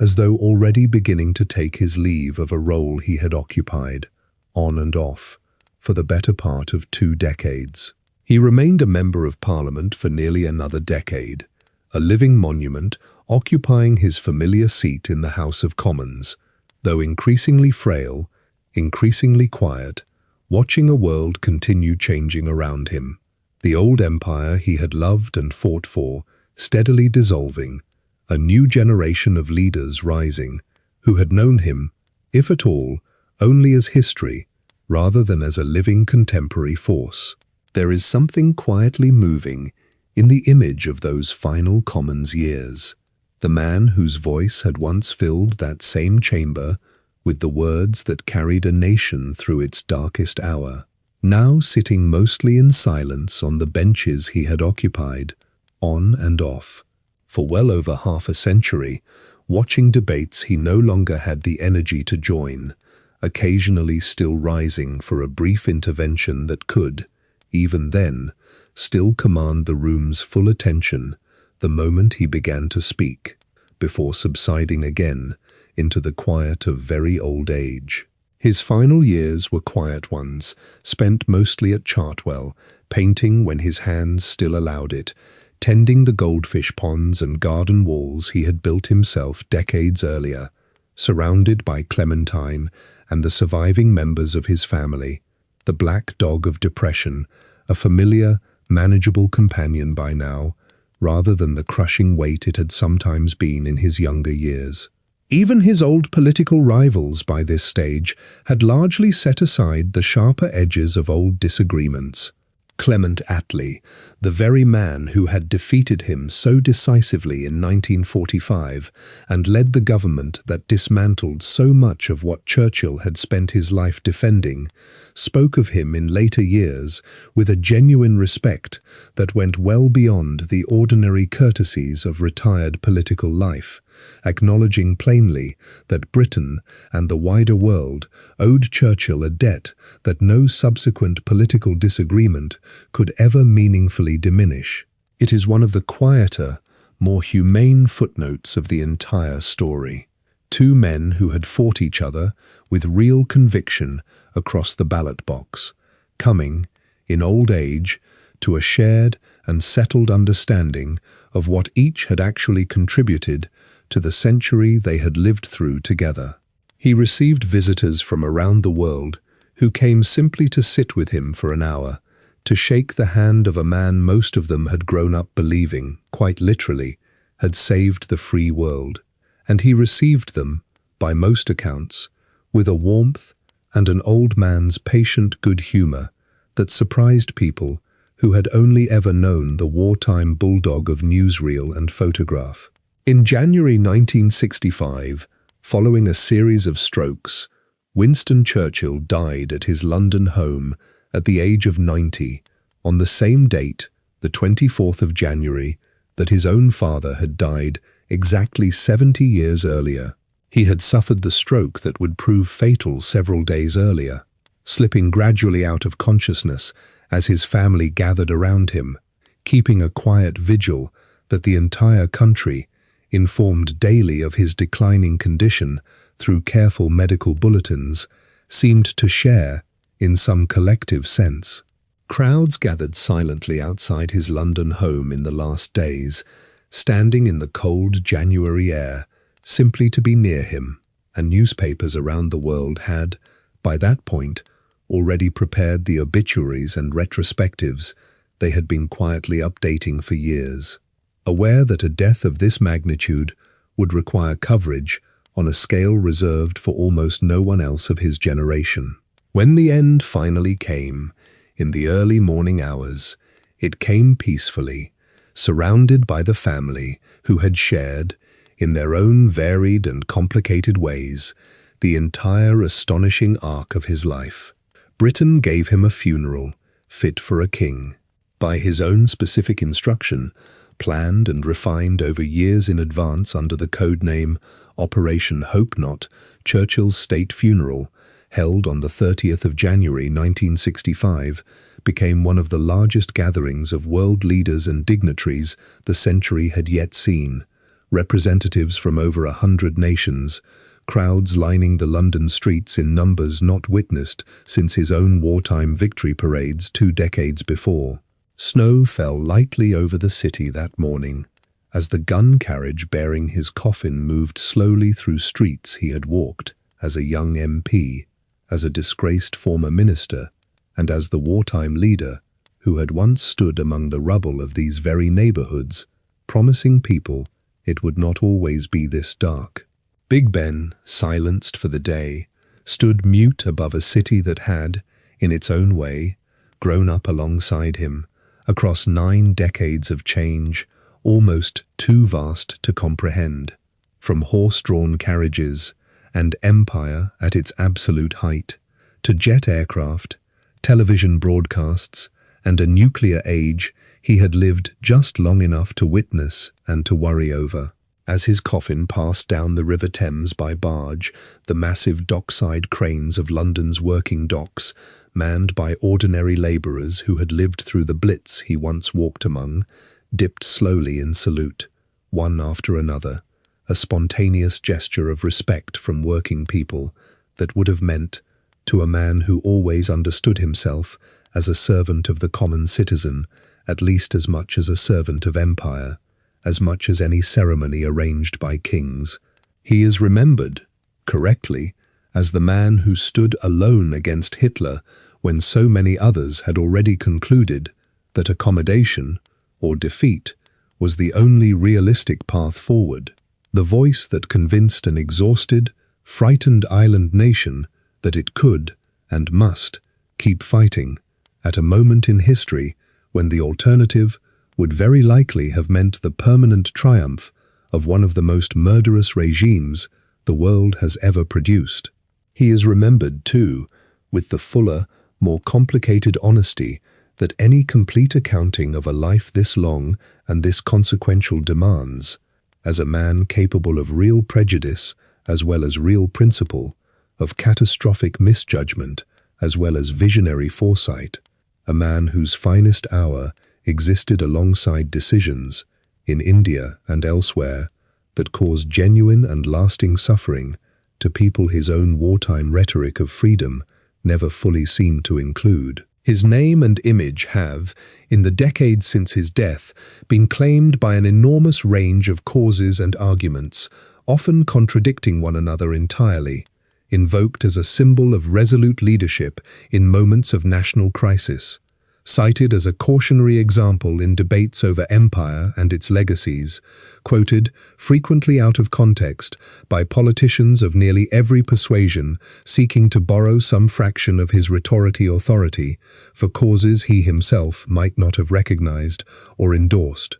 His statue in Parliament Square, unveiled in 1973, has itself become, in recent years, an unlikely flashpoint in exactly this ongoing argument about how to hold his legacy. Defaced during protests over Britain's colonial history, boarded up for its own protection during periods of civil unrest, defended by others as an essential monument to the man who stood alone against fascism when the alternative was almost certainly catastrophe. Churchill himself, a student of history if there ever was one, understood perhaps better than most public figures of his era that reputations are rarely fixed permanently at the moment of a person's death, subject instead to the shifting judgments of each new generation examining the record with its own values and its own blind spots. Perhaps that, too, is simply the price of having lived a life so large, so consequential, and so thoroughly documented in his own words. Everyone, in some sense, gets to build their own Churchill from the enormous quantity of material he left behind, and none of those constructions ever quite captures the whole, contradictory man in full. Perhaps that complexity is, in the end, the truest measure of him. Not a marble statue of pure and uncomplicated heroism, but a flawed, driven, endlessly restless human being who happened to be standing in exactly the right place, holding exactly the right convictions, at the one moment in the 20th century when the whole world's fate seemed to turn on whether a single nation's will could hold. It held, because he refused, across 5 years and against every reasonable calculation of the odds, to let it break. Perhaps that is the real lesson tucked inside a story this long, this complicated, this thoroughly human. His name endures today across an extraordinary range of institutions and places that had nothing directly to do with the man himself. A class of Royal Navy submarines, university colleges on both sides of the Atlantic, airports, hospitals, countless streets and squares in towns that never once hosted him in life. A testament to just how thoroughly his name became, within a single generation, synonymous with the very idea of steadfast leadership under impossible pressure. Greatness rarely arrives on schedule, and it rarely arrives without cost. It found a stammering, overlooked boy at Harrow, a disgraced minister blamed for 250,000 dead at Gallipoli, a distrusted old man warning an empty chamber. Through a decade nobody wanted to hear him, and it kept him waiting, through failure after failure, until the single hour when only his particular stubbornness, his particular refusal to be finished, could meet the moment history had prepared for him. Like anyone who has ever been counted out, dismissed, or told plainly that their best days were already behind them, he understood something that only survival of that kind can teach, that the story is never really over until you yourself decide it is. He simply never decided that. Not once. Not even at 90. Not even in the very last winter of his very long life. And so we come to the end of Winston Churchill's story. A life that began in a small ground-floor room at Blenheim Palace, with a boy nobody expected very much from, and ended, 90 years later, with dockyard cranes bowing over the Thames as an entire grateful nation said goodbye. Power, for him, was never simply given. It was earned through failure after failure after failure, refused and denied and delayed for decades, until the one moment history actually needed him, and even then, it came at a cost he carried, quietly, for the rest of his life. Think of everything that had to happen exactly as it did for that single hour in May 1940 to find him ready. The stammering schoolboy, the disgraced Chancellor of Gallipoli, the isolated old man warning an empty chamber through years nobody wanted to hear him. Every failure, in hindsight, reads almost like preparation. At the time, to the man living through each one, it must have felt like nothing but defeat. Thank you for spending this night with me, here on Grand Age Power. If his story moved you, a like helps other sleepy souls find us. And tell me, do you think Britain could have survived 1940 under any other leader, or was Churchill, for all his flaws, simply the one man history required? Your thoughts mean everything. Subscribe. We have so many more powerful stories waiting. Now let the candle of this evening burn down gently. Let your thoughts drift from palaces and battlefields into something softer, something quieter, something entirely your own. Rest now. You have earned it, just as he, in his own long and complicated way, believed he had. Sleep well, dear soul, and may Winston Churchill's extraordinary story stay gently with you in your dreams. Until next time, good night from Grand Age Power.